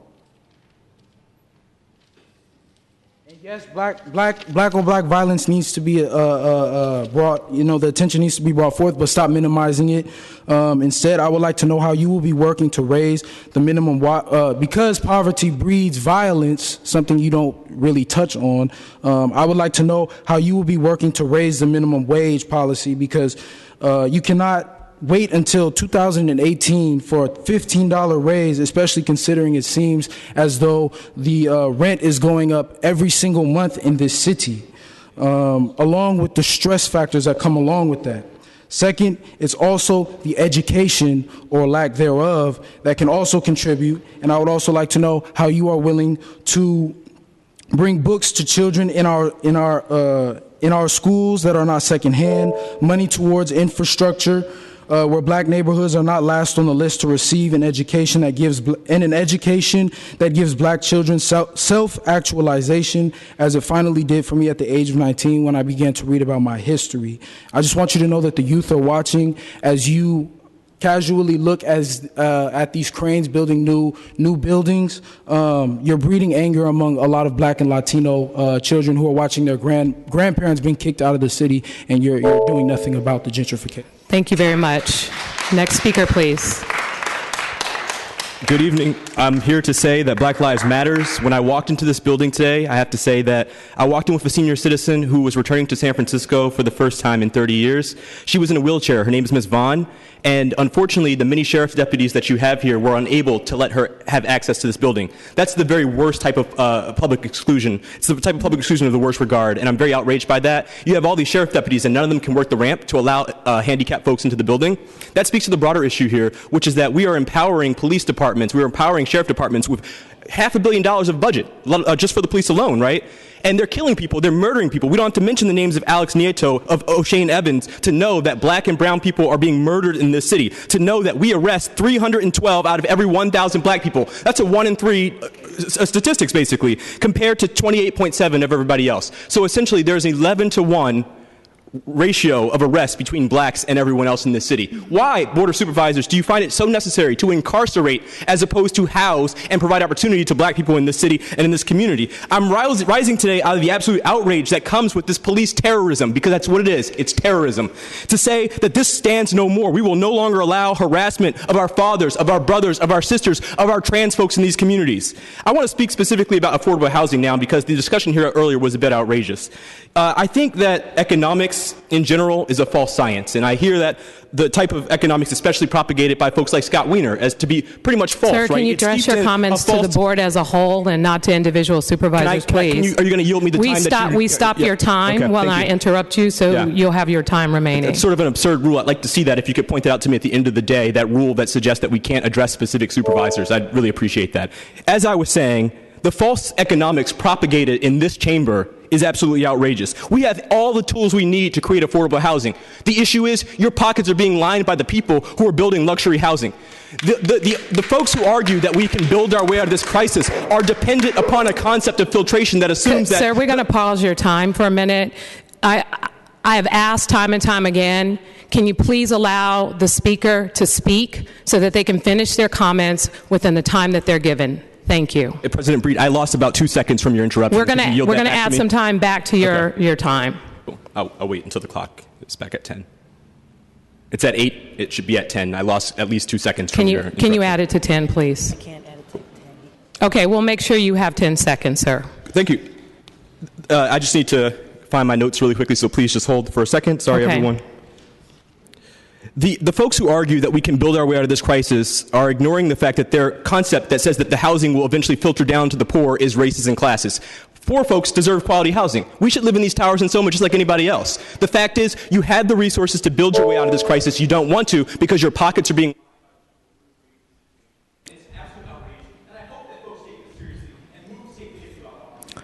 Thank you very much. Next speaker, please.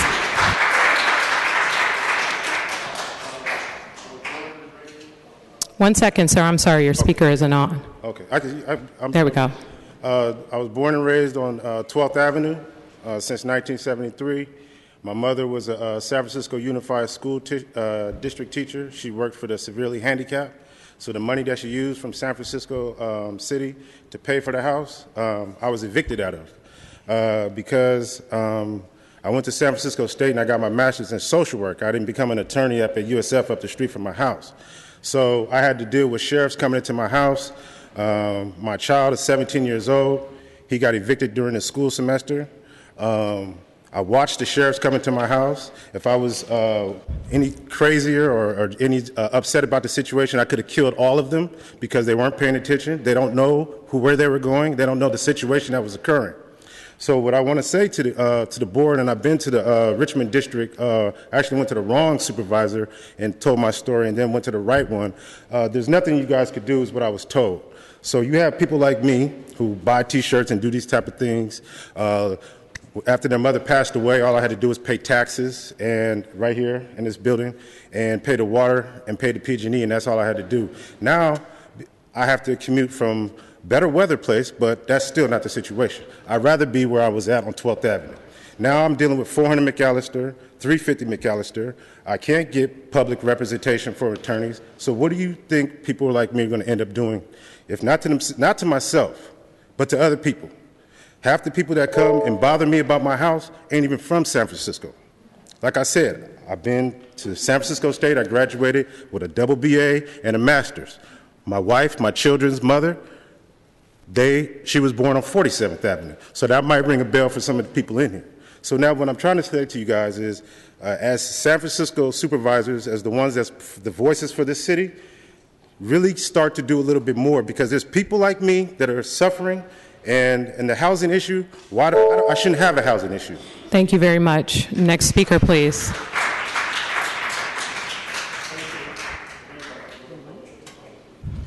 Hi, my name is Gila Ndemesco. I'm a student at San Francisco State University. I'd like to start off by saying a quote from Thomas Jefferson, a very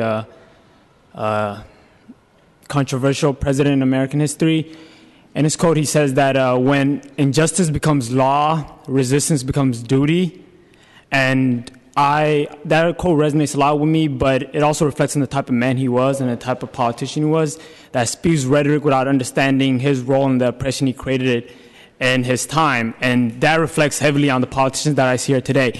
Many of you talked about housing. Many of you talked about many issues which you lacked a lot of understanding about. Even one person saying that they didn't understand that 7% of the houses in the mission being built were affordable.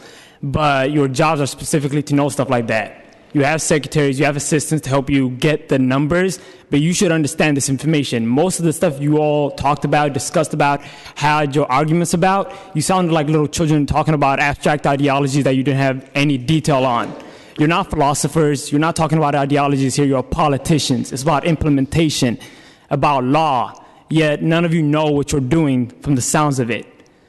So before you spew rhetoric, please understand your role in the greater scheme of things. Please understand your role in creating the 73% of houses being built in the mission that are luxury, that aren't affordable. Because while you lack the understanding of the 7%, I bet you all know why the 93 is there. I bet you all benefit from the 93 being there. That's it. Thank you. Thank you very much. Next speaker, please. Good afternoon, everyone. My name is Brent. I'm a San Francisco native, born and raised here. I say that to say this. Being that my time is limited, I'm going to be as concise as I can possibly be. The only way that folks can get you all's attention is if they bring legal action against you. And as you all know, those of you that understand law, before one can bring legal action against a government entity, you've got to file a tort claim. I have proof that the city and county of San Francisco is breaking the law on the level of potentially accusing or potentially having violated the RICO Act. I'm a disabled person according to the Social Security Administration. I'm part of a protected class under the ADA. I have proof that the Human Services Agency has violated the ADA, the RICO Act, the UNRU Act, the Rehabilitation Act of 1973, and other applicable law. Number two, my comments are twofold, and based on time, I'm limited to the things that I can say. In regards to the SFMTA, I'm going to read to you excerpts from a hearing, two hearings. First hearing, 469-950. Let me just read the last part of this hearing. It says here, as far as the decision is concerned, it says here, a violation of muni rules has been found. That's just one hearing that I've had. The second hearing states that there was a violation of Rule 4.15 and 4.17. This is in regards to muni buses passing. Sir, thank you. Thank you very much. Next speaker, please. Hi, my name is John Schwark, and I'm a resident of Central Market. I would like to actually mention the 7% affordable housing thing that people have talked about here today, including the supervisors and the audience, if they wouldn't mind staying to listen, but I guess they don't want to know. There is actually a project at 1979 Mission that will build a total of 309 units, if you're including the off-site that they're funding. My understanding is that that is including around 90 units that are affordable. That would actually improve that 7%, but some people on the Board of Supervisors and in the public and the nonprofit sector have actually advocated against that building. So to hear that they're now complaining about only 7% being built, but then they're against a building that's going to bring about 27% affordable, it's kind of strange. I'd also like to say that I support Supervisor Wiener's in-law legislation expansion and hope that many of you in the historic neighborhoods or who represent the historic neighborhoods where big build-outs aren't always possible will also do something like that in your areas. Thank you very much. Thank you. Are there any other members of the public who'd like to provide public comment at this time? Seeing none, public comment is closed. Madam Clerk, can you please read item number 30? We're going to take each of those items individually. Item 30 is a resolution to denounce Indiana State Senate Bill 101, co-authored by Senators Cruz, Schneider, and Steele, a law that permits discrimination against the lesbian, gay, bisexual, and transgender community under the guise of religious freedom. Supervisor Wiener. Thank you very much, Madam President.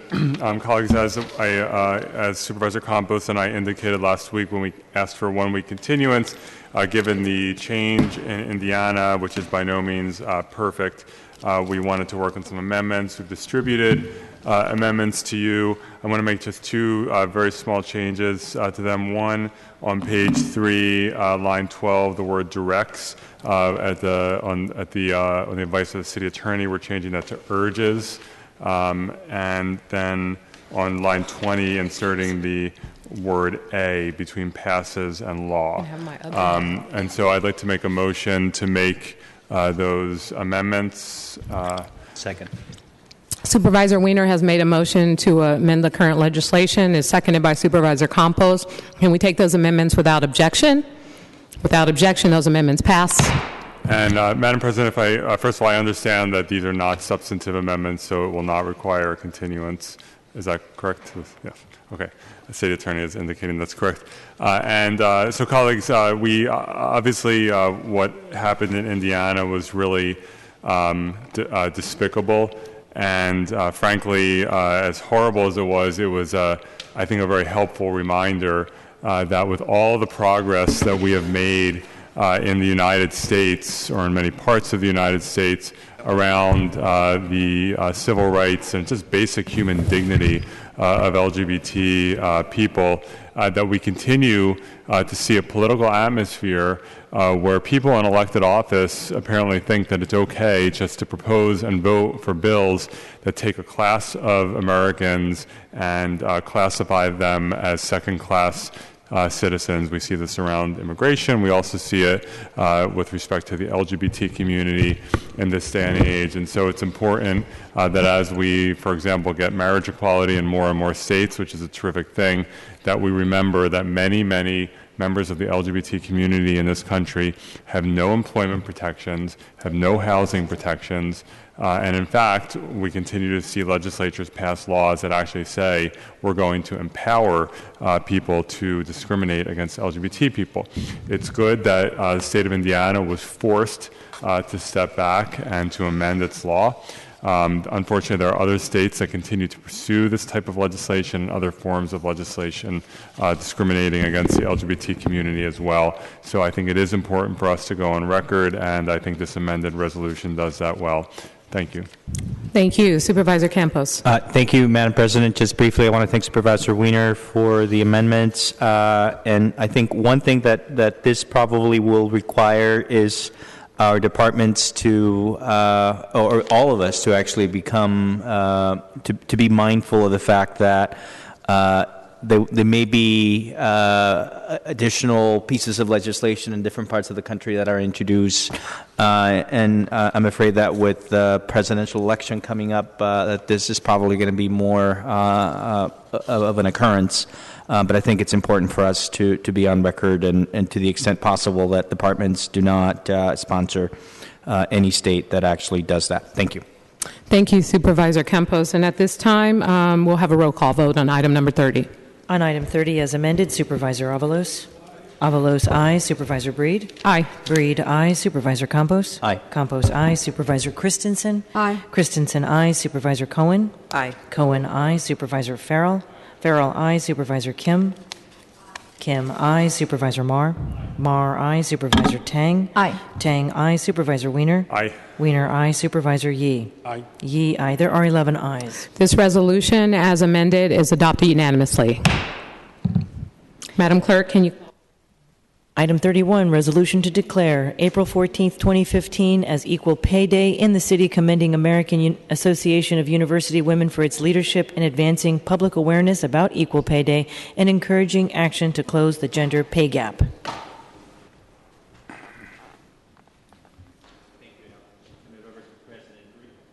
President Breed. Thank you, Supervisor Campos.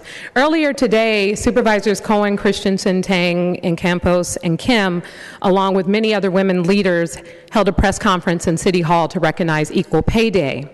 I want to specifically thank Dr. Emily Marasse and the Department on the Status of Women, and Roberta Geis, who is with the American Association of University Women, for all their help today and their work to help us achieve equal pay here in San Francisco. Today, April 14th, represents how far into 2015 women must work in order to earn what men did in 2014. Equal Pay Day is a symbol of how far we still have to go to achieve equal pay for women and minorities. According to the Bureau of Labor Statistics, full-time employed women on average earn roughly 78 cents for every dollar men earn. And that figure is slightly better in San Francisco.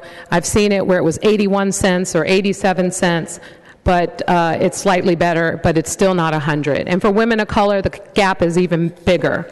So whether folks have a college education, they work in a white or blue-collar job, or have children or don't, women are paid less than men. So studies have shown that even when personal choices and experiences are accounted for across industries and at every level, the wage gap still persists. And when women are undervalued and underpaid, they have a harder time making ends meet, caring for their families, and saving for retirement. The gap hurts women and families, and it hurts our economy as a whole. This resolution will declare today Equal Pay Day in San Francisco and encourage further action to close the gender pay gap. This isn't a problem somewhere else. It's not something we can pat ourselves on the back and say, oh, San Francisco solved it already, because right here in our own city, we still have a discrepancy and we can do better. We are bringing forward this resolution to recognize the challenge we face, but also to highlight what we as a city and as a community are doing that can solve the problem. And we encourage all San Francisco companies and organizations to conduct an equal pay study as the GAP did and correct any wage disparities. We appreciate the work of the GAP.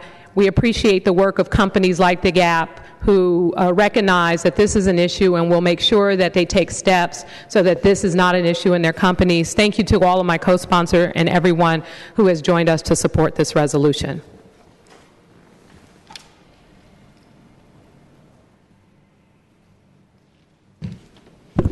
Okay, colleagues, I'm back.